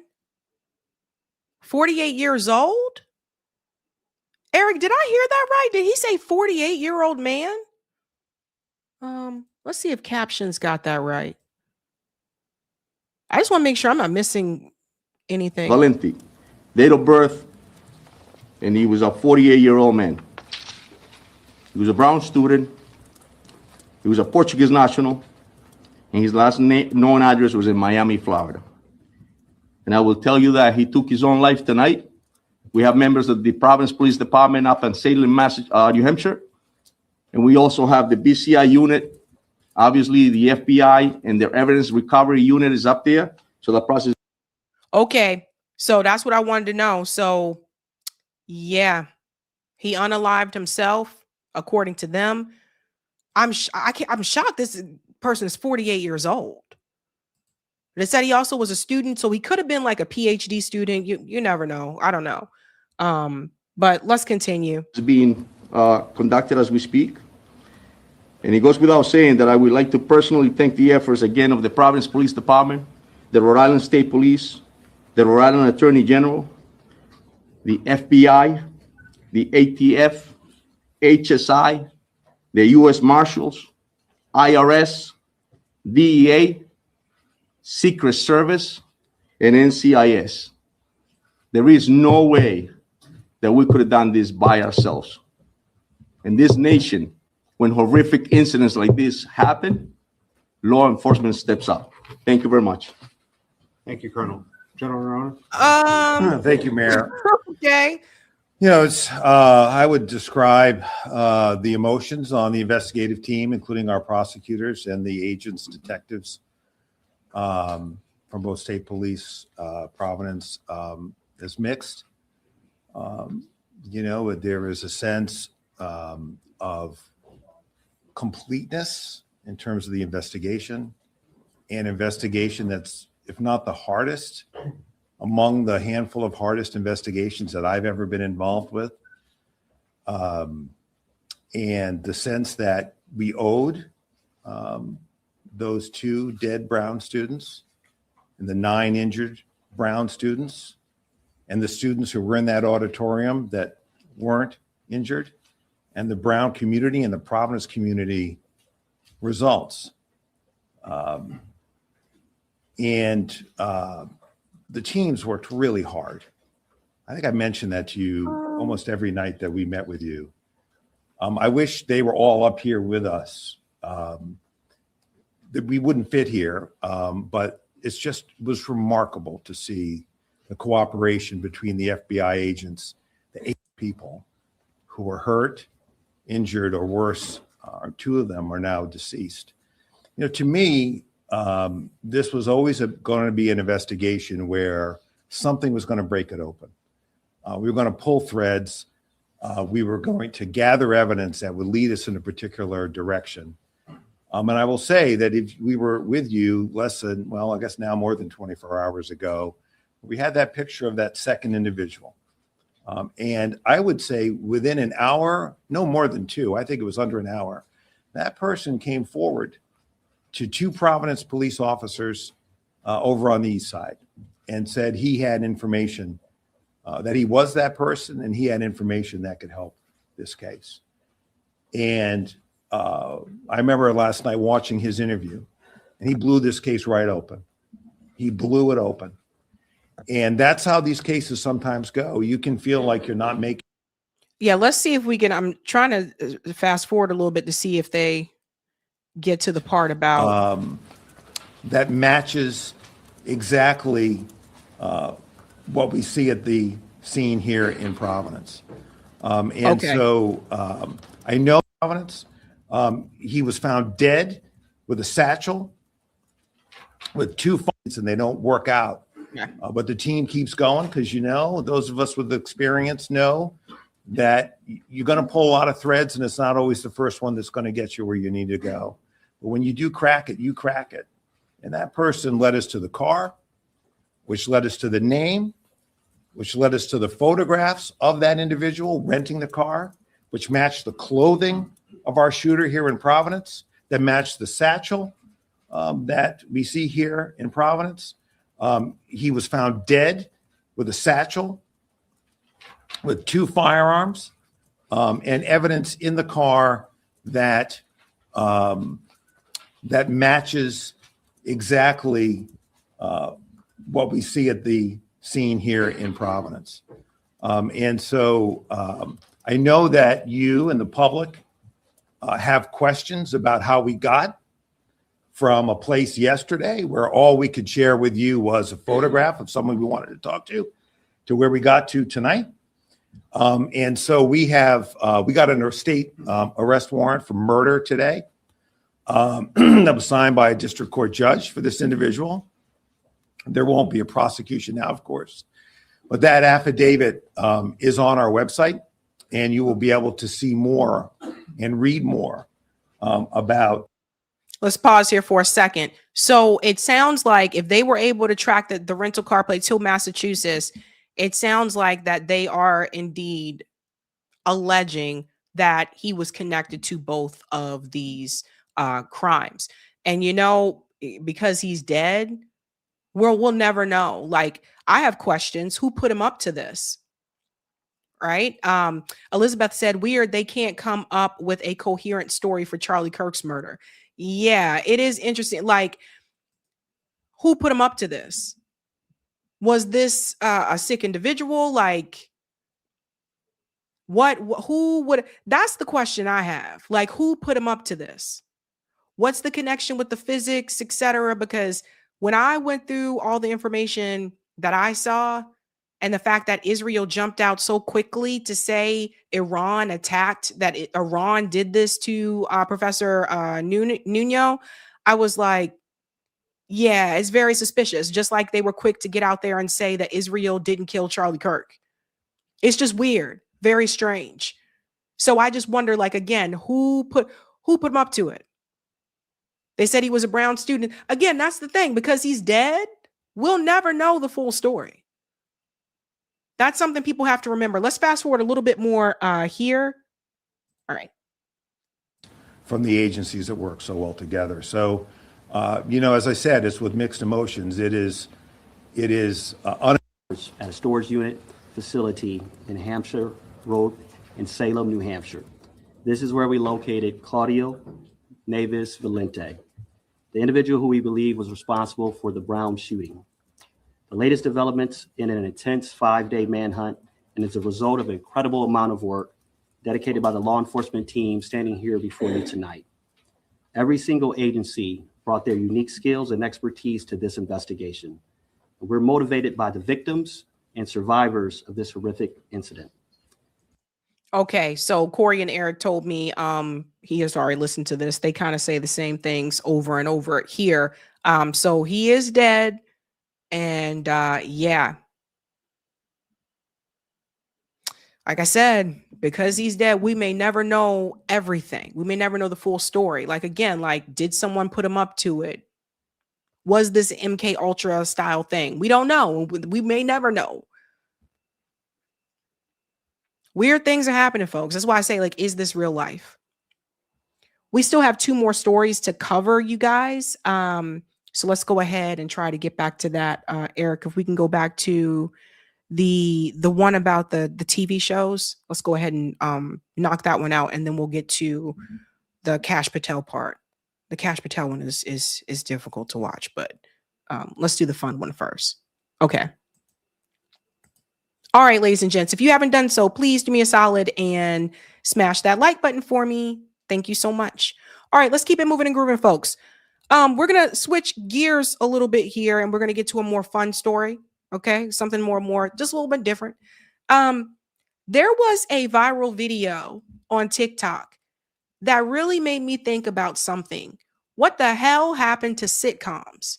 What happened to some of the shows that many of us grew up on? And she said something in particular about what those shows did for Black Americans, the Black sitcoms, like how it was inspirational for us. I want you to hear what she said, and then I'm going to dive in a little bit here. I'm going to tell you what I think killed the sitcoms. Why, as a Black person, I can't turn on the TV and find not one single show that portrays my community in a positive light? We used to have Martin. We had Living Single. We had Sister Sister. We had all that. We had a different world where Black people was at college. We could see that on the Cosby Show, this Black man is a doctor, so I can go be a doctor if I want to. Let's pause here for a second. So that's important.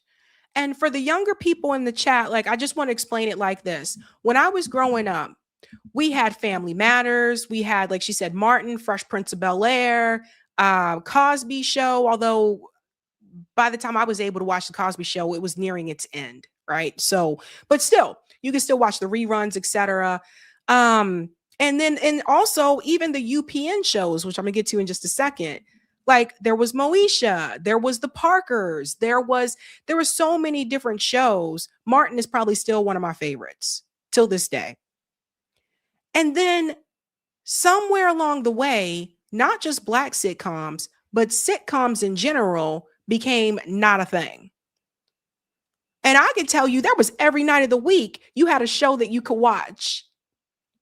Tuesday is this day. Like Tuesday, I could watch Martin. Thursday, we're going to watch Moesha. There was always a day for a different like show that you could watch. There was Malcolm and Eddie. Like, I grew up like watching these shows and they were funny. And then one day they were gone. And then one day, all the sitcoms, all these shows just went away. And I have a belief about this. And my belief is that I blame a lot of this on reality TV.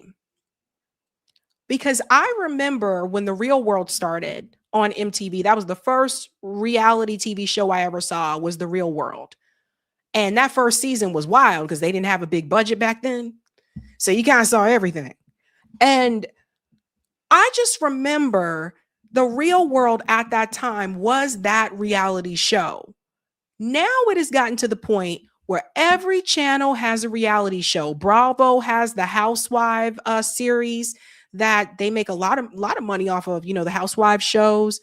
Like, I think that show that channel that Oprah owns, Oxygen or whatever, I think they also have a reality show. Everybody got a reality show now. And over time, like, for me, it's just like, okay, at some point or another, as viewers, we decided I want to watch everyday people, not someone portraying an actor on TV. And a lot of the ratings started to go towards reality television and not so much more the sitcoms.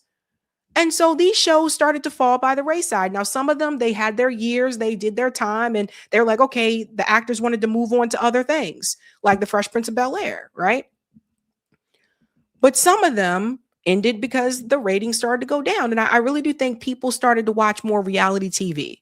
And I think that is one of the things that took a toll on it.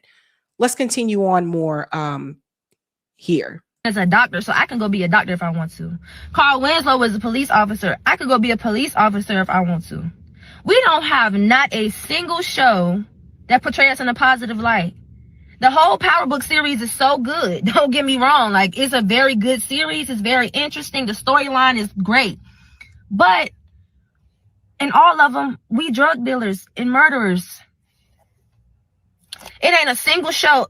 A little Black girl can't turn on the TV and see a mama and a daddy in a household thriving. That part right there is really important. And I do want to tell you about what that did for me as a kid.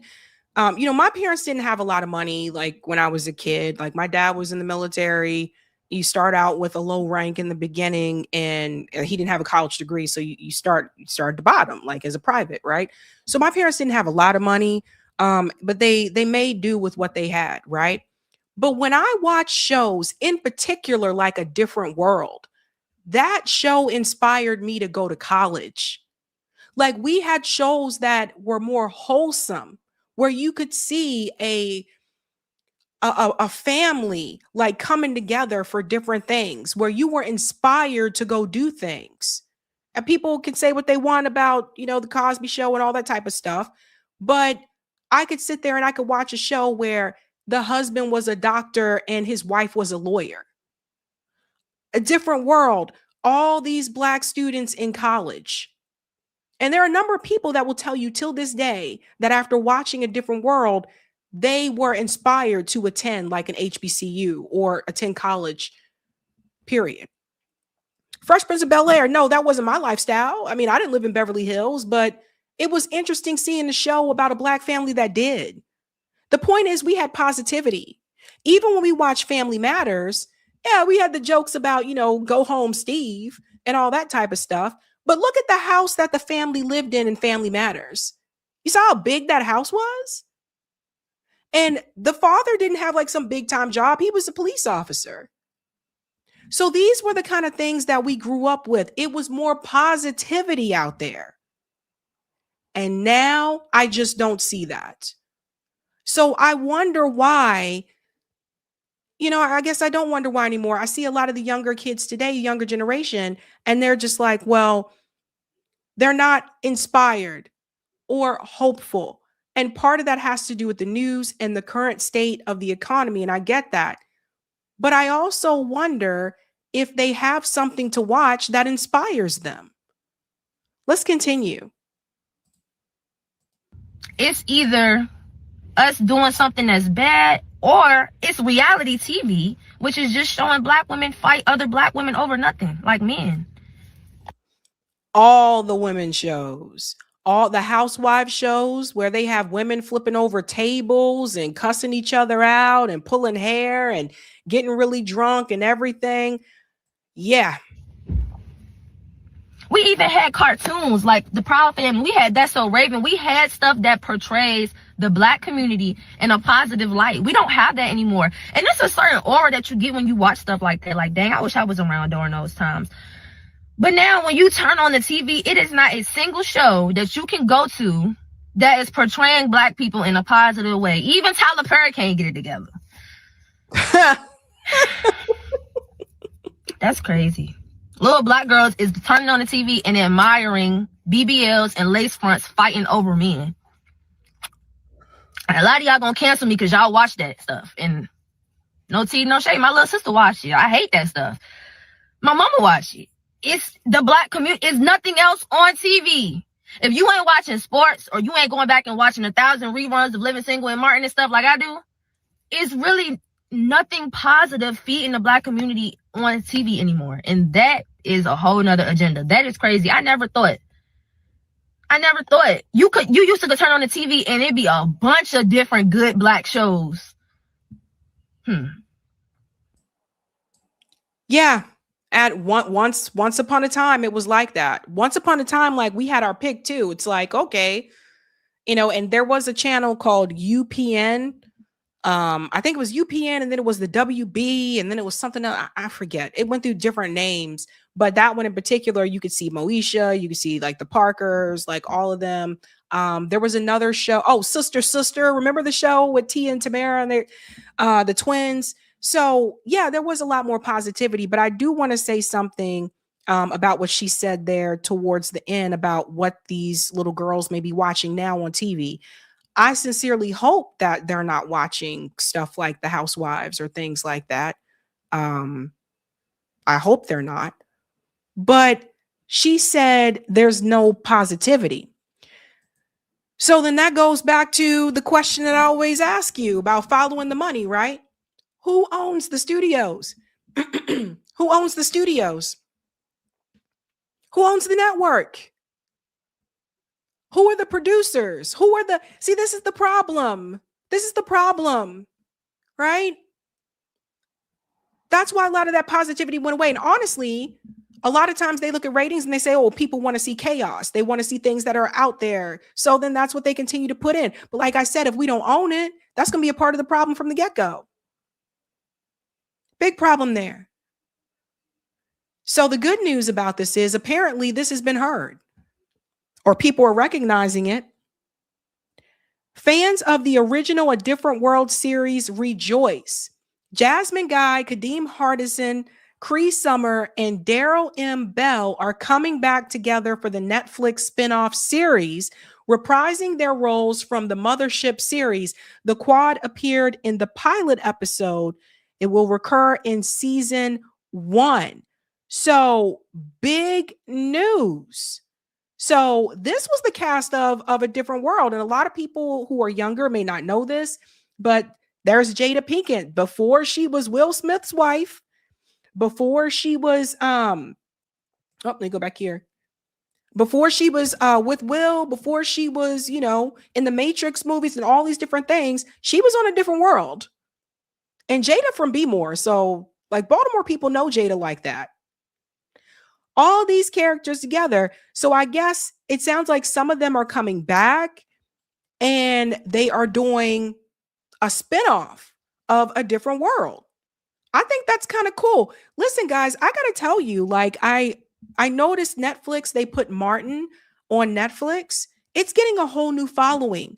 The same thing happened with Friends, right? When they started to put Friends on Netflix, it gained a whole new following. This is happening with Martin as well, where people who are the generation behind me, like people who are Gen Z, they're like, whoa, this show Martin's really funny. Like, how come we don't have, and I feel bad for them sometimes because I'm like, I grew up with these things. I don't even know if there are sitcoms now. I don't hear about them. If there are they even funny? Like, it just, so I do understand where she's coming from. And I think that what a lot of people may not realize too, when you look at a network like UPN, in the beginning, what I remember is that a lot of the shows on UPN were Black shows. In the beginning, from what I remember, Moesha and all them, those shows really got the network's name out there. And then once the network started to get more eyes on it and it started to grow and get more attention, little by little, those shows started to disappear. Moesha, The Parkers was one of the highest rating shows, by the way. Monique has talked about this. Actress Monique that was in The Parkers. She talked about it, how popular it was. But even though, you know, they weren't getting the residuals that they were supposed to get, even though that show was very popular. Malcolm and Eddie, like people forget, like a lot of times those shows, they're what kicked off UPN. And then it started to get its name, its recognition, and that popularity. And then they started to, that paved the way for some of the other shows that came later, like Smallville. You know, that paved the way for some of the other shows. I think was Buffy on there? Or was Buffy on Fox? I forget, but you get my drift, right? Then once those other shows started, UPN didn't need the Black shows anymore. So those shows were gone. So people have to remember these things. UPN, CW, who says CW? Leroy. Yeah, UPN, WB, and then I think it's now what, the CW? It changed name multiple times. So Chuck said they were so good we would run home from whatever we were doing at that time to watch them. Wouldn't miss it with a beat. There was no streaming at that time, so it's not like, oh, I'll just sit here and binge watch a whole season. No, and that's another thing. Let me put this down here. I think that's something else that hurt the sitcom game, is that now you have it where it's either Netflix or Hulu. You can sit there and just binge watch a whole season. But when I was growing up as a kid, that wasn't possible. You could only see a new episode each week, except of course, there's like holiday breaks or whatever. But the other episodes weren't just readily available to you. So you could sit down one Saturday and watch all of them. So things have changed. But like I said, I do think reality TV, I think hurt it a lot. And so it's weird, like when I see that A Different World could be coming back, or the spinoff of it with those actors, it's, you know, I'm happy about it. At the same time, it's like, I wish those shows never ended. I wish A Different World would have just continued with different classes of people, right? So a different freshman class and more people would come on. But I wish we still had those shows. I wish we still had a show like Martin or The Fresh Prince of Bel-Air or Family Matters or, you know, things like that. When I was growing up, it was called TGIF. Thank goodness it's Friday. And on Friday, they would have all these shows that you would watch. Family Matter. What was it, guys? Family Matters, Full House. What was the other one? Step by Step was one of them. I don't know if I remember everybody, but you guys know what I'm talking about. Like, and I used to look forward to that on Friday nights. So I don't know what kids are watching today. I really don't know. I don't know what, they're watching. Hanging with Mr. Cooper. Someone else mentioned that in the chat. That was another one too. Hanging with Mr. Cooper, My Wife and Kids. Like these things were good and they were so positive. But I just don't see those things like that now, So is there and for the teenage, is there like a Saved by the Bell? Is there something like that for the youth today? See, I don't even know. I don't hear about those things, but it's just like, I feel like we had those positive things to watch.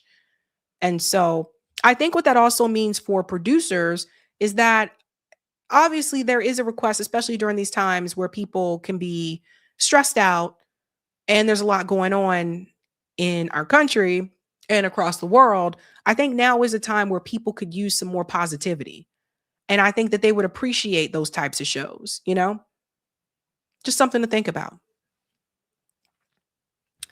All right. Yeah, Casey knows Saved by the Bell. Saved by the Bell. When I wake up in the morning and and we had theme songs. Every show had a song. Oh, man. Myra said, "And Live in Color." Yeah, that's another one that was really good. Yeah, see, people remember. Manifest said Home Improvement. Yeah. Different Strokes. The Parenthood. Full House. Everybody remembers Full House. Yeah. I think people need that positivity, All right. All right, ladies and gents, I have one more story for you. Sorry I took up most of your time with the other story. But if you haven't had a chance to do so, please smash that like. Thank you. And we're going to get to this Kash Patel story. Eric, can we go to that screen there? Kash Patel is the director of the FBI. Kash Patel, with everything that I was telling you about Brown University and everything that was going on recently, it was interesting to me that Kash Patel, of all people, wasn't focused on that. He was focused on doing a podcast with his girlfriend. And he's getting a lot of shit for it. I want to show you guys here some of the things that people are saying. The Green Dragon says, breaking, the FBI has made a major breakthrough in the case of Brown University shooting suspect. Just kidding. Kash Patel was too busy doing a podcast about how he met his girlfriend. It's crazy, right? It's crazy. We're going to get into it, folks. What makes it even crazier is that this is the Katie Miller podcast, and Katie Miller is Stephen Miller's wife. Racist, Zionist, cringe, looks like a pencil with earwax. Stephen Miller, that's his wife. And she's just as repulsive as he is. Listen to this, guys. Again, director of FBI doing an interview with his girlfriend right next to him. It is. So I just want to clarify, you're not Jewish. I'm not. You are not from Israel. No. So how did we get to, are you a Mossad agent? That's a great question. I too have that question for the internet, actually. You and me both. No, I'm not sure. I'm not Jewish. I'm Christian. I'm Armenian. So, not really sure how we got there. I've never been to Israel. I'd love to go. It's just, the stamp isn't even on my passport, and I'm. So let me stop here for just a second. Katie Miller asked her, "Are you a Mossad agent?" As if she's going to say yes. Now, I don't know if she is or if she isn't, but she's not going to tell you that she is. You know what I mean? It's just stuff like that. It's interesting. I did not know that she was Armenian, but now that I do know that she's Armenian, you would assume that she would have more compassion, more empathy for what's happening in Gaza. Don't forget, the US government didn't even acknowledge the Armenian genocide until fairly recently. It was a couple years ago.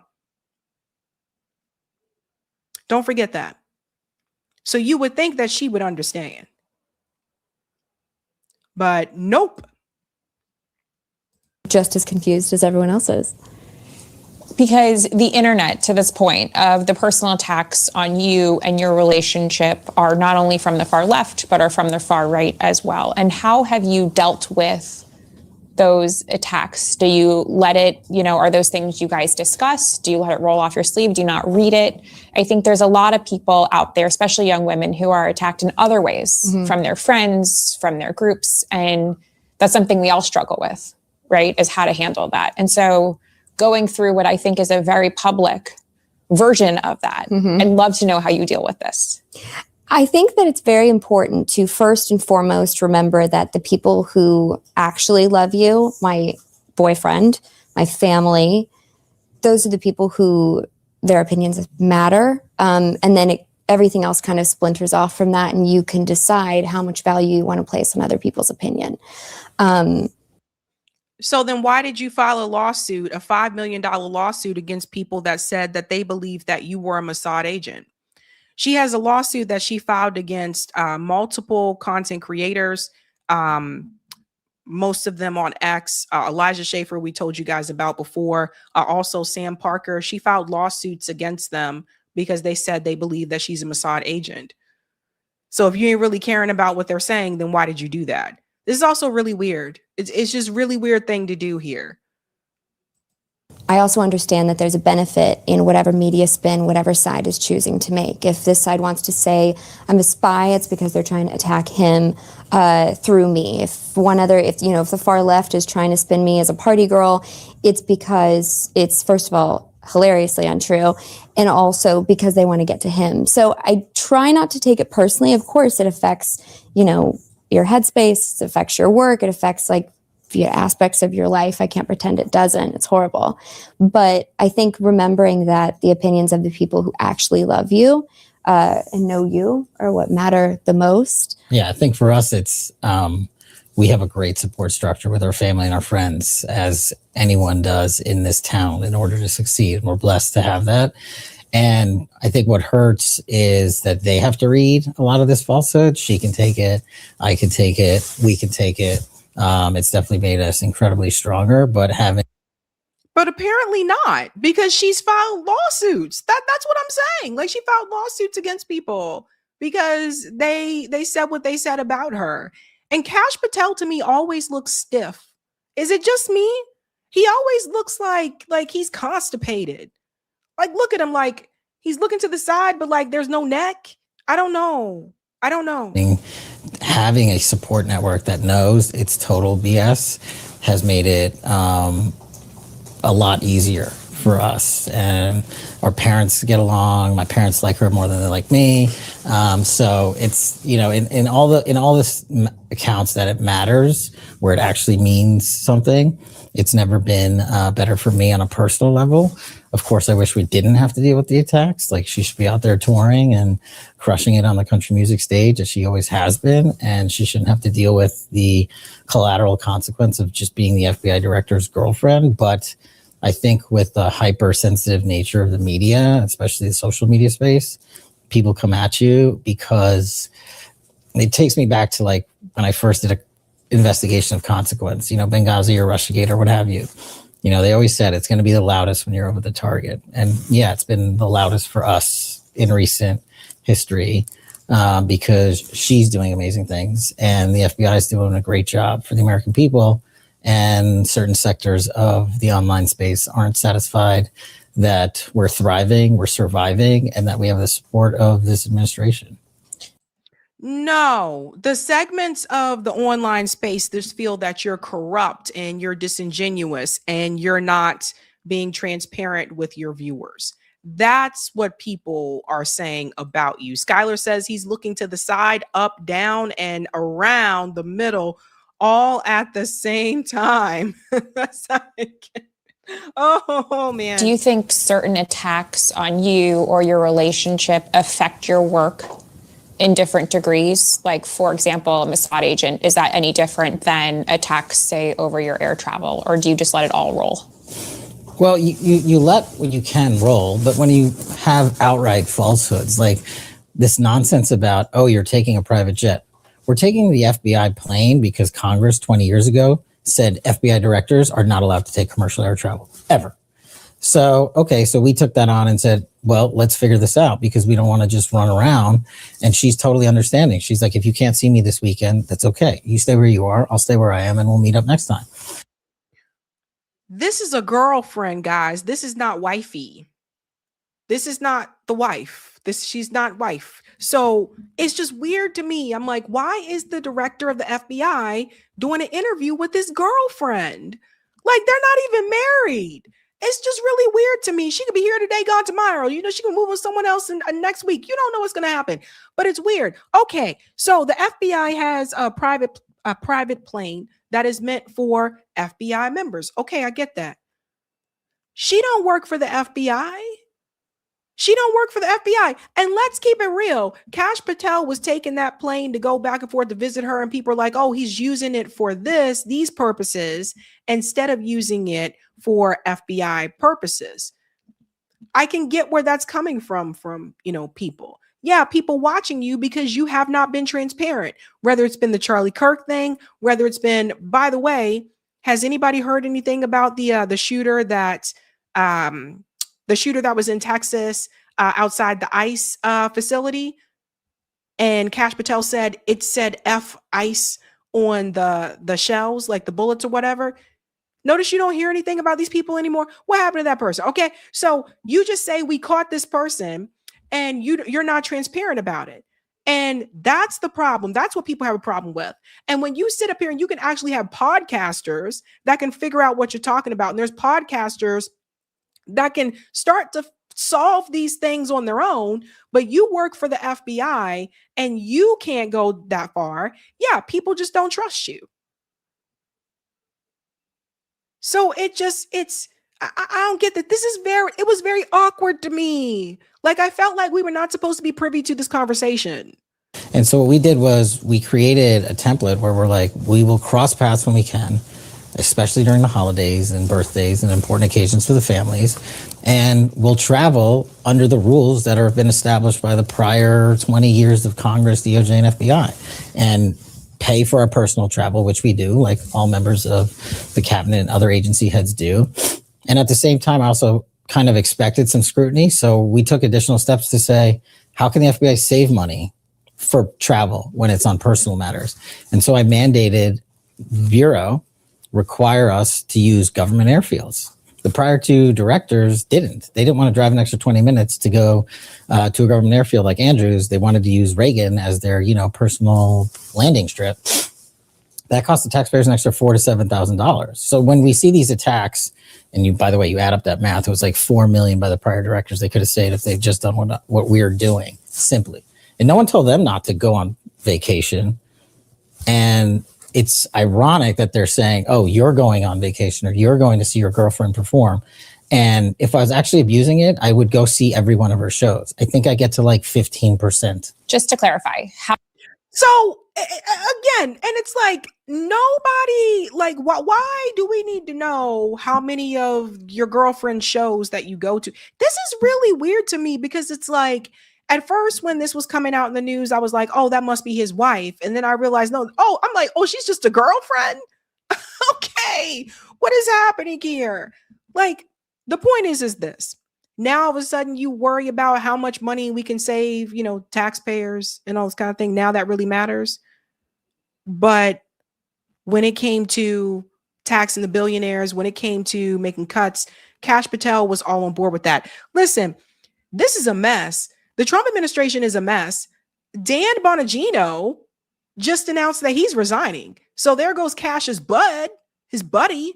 Dan's out there. He's out. Donezo. I'm gone. So he's probably going to go back to podcasting. And it's just Kash Patel has been really shady.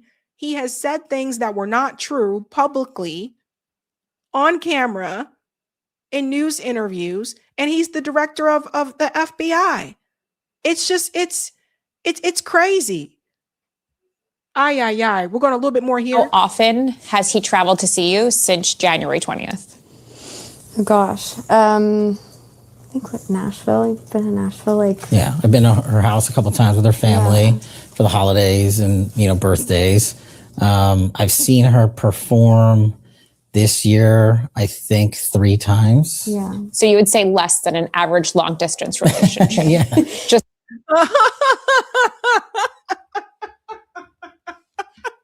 Steinbauer said, they're not even married, bro. I know. That's why this is so weird to me.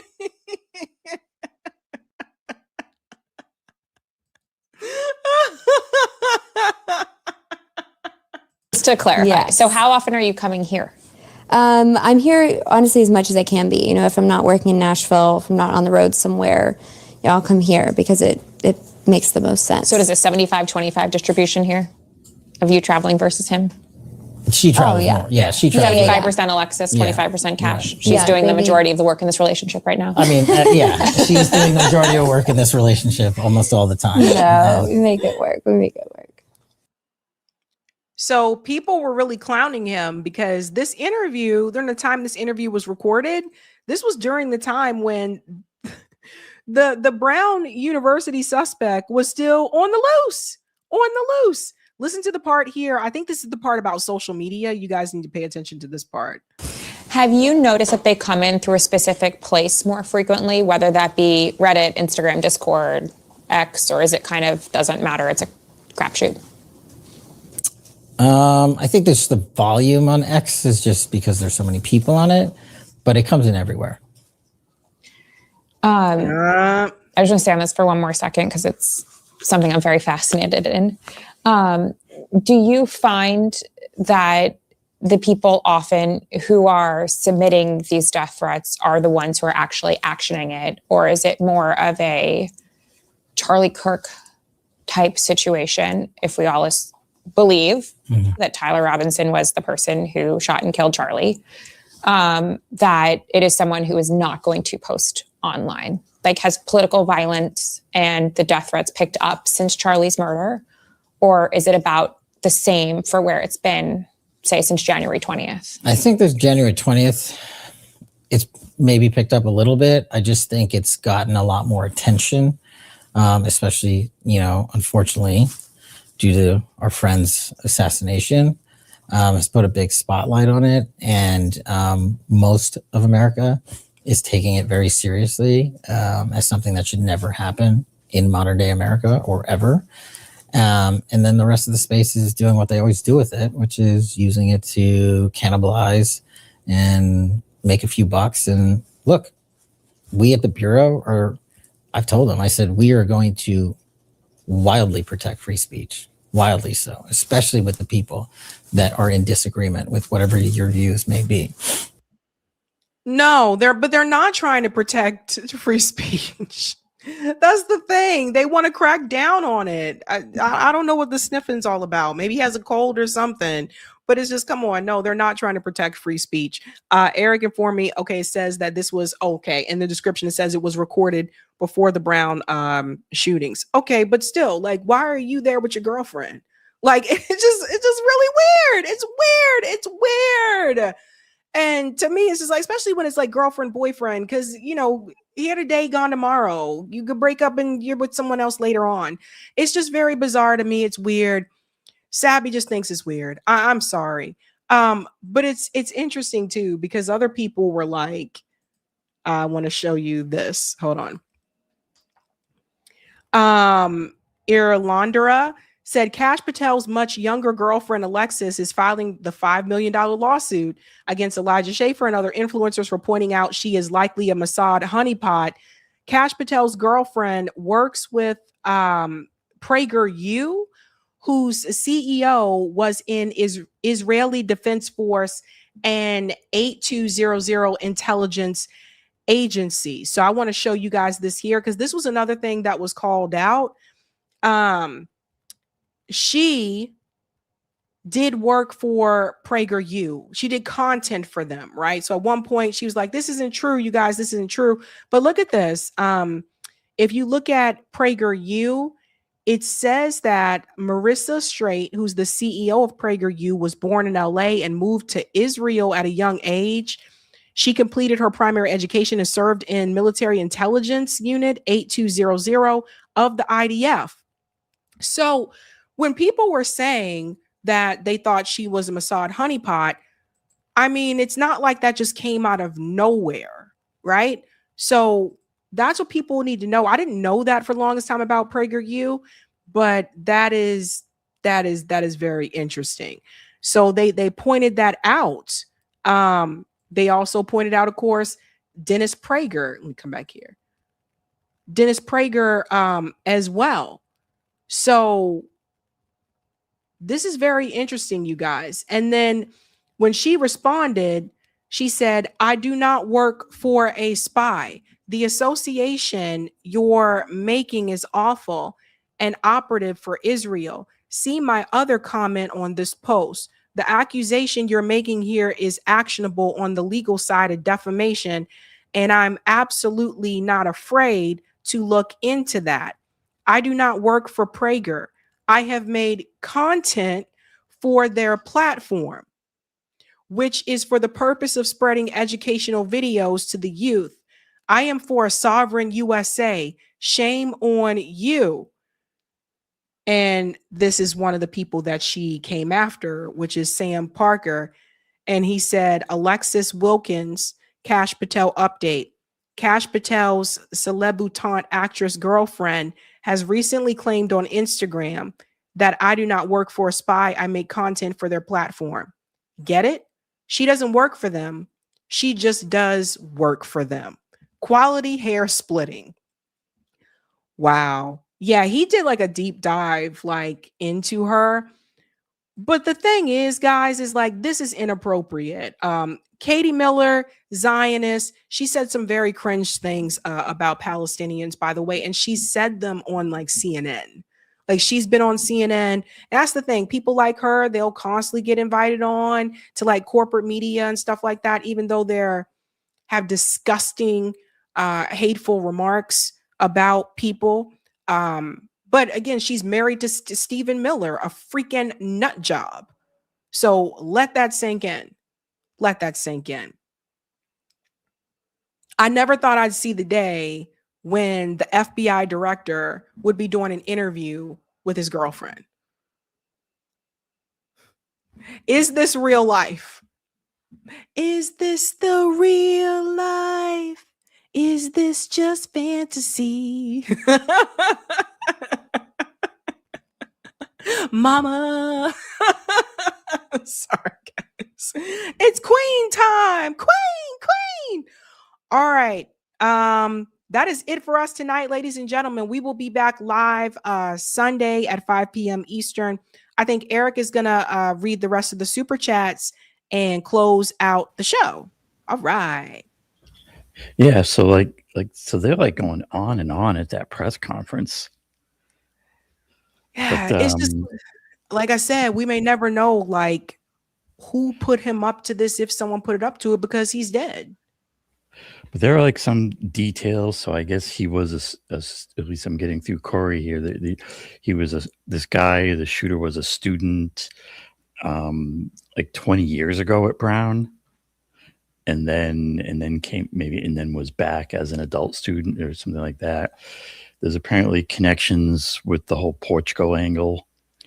With they may have been like at college. He and the professor victim may seem to have a history, and okay. So there are like these details coming out. Apparently, like they got a tip, and about like the rental car, and that was the big break. And they got video from that, and then it was probably as they were closing in on him, he probably offed himself at the storage things. We'll see what comes up, but that's kind of the what's kind of coming out on it. It's interesting. Okay. All right. Well, all right. Corey, I'll tell Corey, we have 3 parts of that now. So Corey probably knows that when you do the clips to put it together, we have 3 parts of that now to put it together. I don't know if Corey can hear me or not. All right. Oh, yeah. There. All He'll right. be on it. Okay, guys. We'll figure Have it a good night. All Keep up right. the fight. All right. See you later, Miss Sabrina. Yeah, and one of the things that Sabrina alluded to kind of there at the end was this idea of will we know, or how can we know what actually happened with this? And the thing that I always connect with is, if we had a government that wasn't like totally corrupt and just working for the billionaires and the big corporations, if we had a non-corrupt government, then it would be the job of that government to investigate these type of things, to do a better job with them. And we'd at least have a shot at getting to the bottom of things. It's kind of like people can't even imagine us having a government that is that is less corrupt to the point where it could actually do something like that and do an investigation. But I think we have to open our minds a little bit and imagine that, and not only imagine it, but demand it. It gets into that whole thing that as long as it's like this, where the government's totally corrupt and we can't trust it, it only works for the billionaires. As long as it's like this, it's going to be crappy. You're going to have this chaos. You're going to have all this stuff. You're going to have war. You're going to have, even crimes like this. So that's why when if we start talking about solutions and what we do about all this, that's why like what's in 11's demands is in there, because all the roads lead back to fixing the government. It sounds like a boring technocratic type of thing in some ways, but if you don't fix the big money, if you don't regulate the finances, the spending, the politics, the elections, then this is where we get stuck. And if we do, then there is real potential about this. There's things like the wealth tax, that was brought up earlier. And it just really highlights how both of these parties work for the billionaires, because even the Democrats have no interest in the wealth tax and they're never going to bring it to us. So, anyways, I just wanted to connect those dots in that if we want to, talk about not only the problems but the solutions, it gets into those things. If we don't decorrupt the government, then it's just going to keep going like this. If we do get a movement that's demands based and with a strong focus on corruption, then we could start getting somewhere. So I'd like to see us all, maybe as we get into the end of the year and the new year, start having conversations about how we could make that kind of movement happen. And, I don't know. I don't know how we get from there to there. But, maybe those are conversations that we all as a group and as, as a collaborative collection can start having and see what we can make happen. Anyways, that's my spiel for that part of it. And check out 11demands.org as always for demand strategies and for that type of stuff. All right. That's my spiel for the moment. Yeah, that press conference is like still going on. They're taking forever. There's going to have to be a summary. But in the meantime, we've got a lot of chats built up that I'm going to go through that go back a few stories. But let's see what we got in the queue here. Thanks for this one, Fuzzy Balls. Always be suspect of any ally in the United States. It's the equivalent of worshiping the devil. We assault the whole world and steal resources and create refugees. Yep. And Mr. Fuzzy Ball says, Sabby's making stuff up as he goes, riffing it. And shout out to Clarissa for being a member for 8 months, who said, did Susie write his speech? Yeah, that's Susie Wiles. Going back to talking about Trump's speech. Thanks for this one, Chip Walter, who says, in all caps, ever since his Rob Reiner comments, Trump seems like he's back on the Adderall again. Like 2016, Trump has returned. Old Trump, he's not getting any younger there, so I think you are going to see more and more declines, more and more of a decline from him. Maybe by the end of the Trump administration, he'll be doddering around old man like we saw with Biden. Thanks for this one, Simply Anthony, who says he just says everything. Shout out to Wanda USA for being a member for 5 months. It says, just in case you're wondering, I still don't regret voting for Trump. Putin would not have been so lenient with Kamala. Well, I mean, you know, I just think it's a mistake to vote for any member of the Uniparty. You know, that's just with, you know, what I think should be coming in with something like 11 demands is a form of political militancy where we simply say, no, you know, we're not voting for Republicans. We're not voting for Democrats. We're out here. It's time for these politicians and candidates to come to us and meet our demands. Thanks for the super chat. Nacy says, talking about costs, Costco crab has doubled. I just left there. I hailed inflation. Thanks, Courtney, who says, well, gas prices are actually lower from what it was from last year. It's helping us rideshare drivers out. Yeah, those gas prices, they bounce up and down. You know, but no matter how low they are, they could be a lot lower. I think is one thing to keep in mind with all this.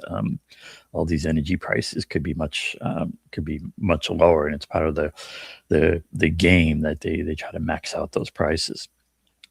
And thanks for this super chat, Miriam Shiro, who says, okay, if we want to see no AIPAC involved, the only way is to vote third party. Even if the Dems claim they will not accept AIPAC money, you're still voting for AIPAC because Democrats and Republicans both rule under the AIPAC-funded Congress. Yep. And, you know, and I would just say, you know, the AIPAC power is an extension of billionaire power. The reason AIPAC has all that power is because you have billionaires like Miriam Adelson, who we saw in the clip earlier, who have made a pet project out of Zionism in Israel. The fix, I do think it's, I wouldn't say a mistake, but I think we need to be careful about focusing too much on AIPAC as the only issue. I think AIPAC is a glaring example of billionaire power and the problem. But I mean, as a thought experiment, if AIPAC was gone tomorrow, like we would still have a totally corrupt government. You know, we would still have Ukraine, you know, Russia war going on and war and all these issues. You know, yes, we have to fix the AIPAC influence, and they're a big glaring problem. But the road to fixing that is the road about fixing billionaire influence and billionaire money. So, you know, part of that is the political reform, fixing the big money. And, you know, part of that can get into even, you know, thinking even bigger. We had the candidate Joe Teshi on the last show. And, you know, his campaign is about moving beyond capitalism and moving to socialism. And, you know, and on the road to that, you get into things like wealth taxes and big fixes for the billionaires. And it's not about, you know, doing something nasty to them. It's about redistribution of wealth, because right now there's a huge redistribution of wealth ongoing all the time from the 99% up to the billionaires. So, you know, part of any program that's going to do real systemic fixes also needs to be part of clawing that back. Thanks for this chat as well, Mr. Fuzzy Balls, who says, fake news with masks, it's so hard to disprove. And welcome to new YouTube member, Kevin Wayne. And thanks for Roger Meadows, who says, about the TV shows, he says, they know what black shows to go on and which to avoid. And thanks, Kenman, for this super chat. Gavin was a menace to South Central while drinking his juice in the hood. And thanks for this one, Mizban. Gavin also got high in his dorm room while listening to Tupac and making bathtub collard greens. There you go. Referencing Kamala there. And thanks also for this Fuzzy Balls. 1, Hillary with hot sauce in her purse. 2, Kamala washing her greens in the bathtub. 3, the only difference in this time is they didn't use Charlemagne. And thanks also for this one. He didn't do it. The real killer is back in Israel. This is a dog and pony show. The U.S. government always lies. And, you know, like I'm going to say, if we want to get to the bottom of it, I'd go back to what I said earlier. We have to fix the system if we're going to really get to the bottom of any of this. Thanks, Kedman, who says the mayor is a nerd. Okay. And thanks for the super chat, Courtney, who says homeboys in outer space and rock. And thanks also for this one. Hanging with Mr. Cooper made being a high school coach seem fun. And shout out to Gamble. Talking about pre-entanglement Jada. And thanks also for this one, Mies Bond. Say what you want about Bill Cosby, but he took ownership of his shows and the shows that painted black people in a bad light. So he has control in the shows that painted bad people in a bad light. So he has control of them. And thanks, Wasim, for this. He says, no Sinbad in spinoff. No Sinbad in spinoff. I remembered Malcolm and Eddie. Also, ROC Rock, which was broadcasted live on Fox. All right. Apologies if I butchered that. And thanks for this one, Eco. He says, anyone else remember 227 been going back and watching on Hulu? And thanks, Wasim. They made Saved by the Bell and Punky Brewster reboot, and they ended fast. Mm-hmm. And thanks for the super chat, Marco Padilla. We need to organize a black-owned worker co-op TV production company to make new shows. We must seize the means of production. Well, there's certainly all for worker co-ops. And thanks for the super chat, Unemployed Scholar, I should say, is super sticker. And thanks for the super chat, Kaylee Durden Productions. Sabby, I've been to Israel 4 times. They do not stamp your passports. They give you a small card. She knows that and is playing on those who don't. Interesting. All right, let me see what we got on the old rock fins here. Let me just set that up. There we go.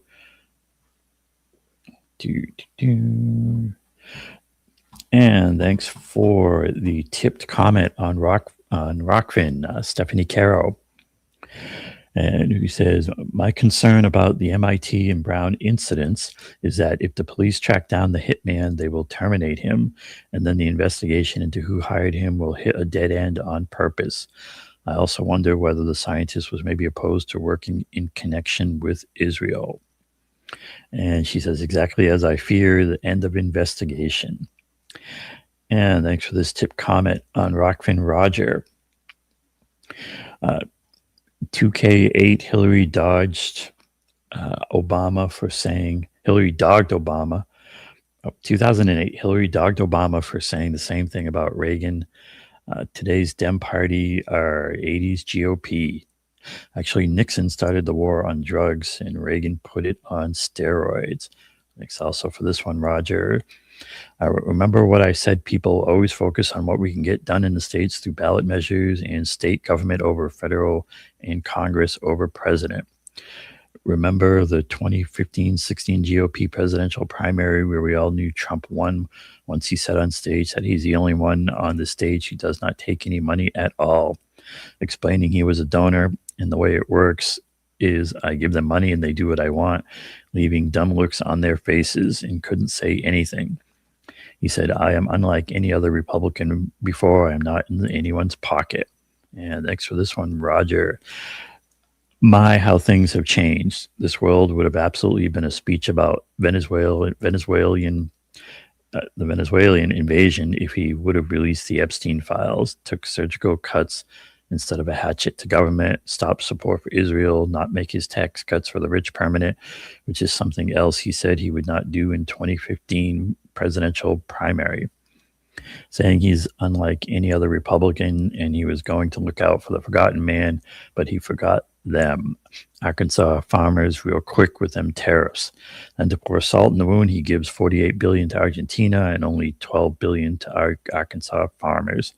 Made an exception for Chinese immigrants to come here, never delivering on a single payer health care never delivering on single payer health care, like you said on that 60 Minutes interview. And again, in 2016, narrow the income to cost of living gap. The man Reagan officials aided was involved in a conspiracy that the Justice Department deemed was the most significant case of narco-terrorism yet discovered.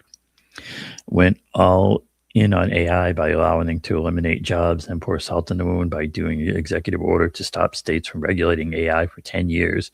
But in a shocking reversal, the CIA finally admitted that it was CIA policy to keep contra drug traffickers on the CIA payroll.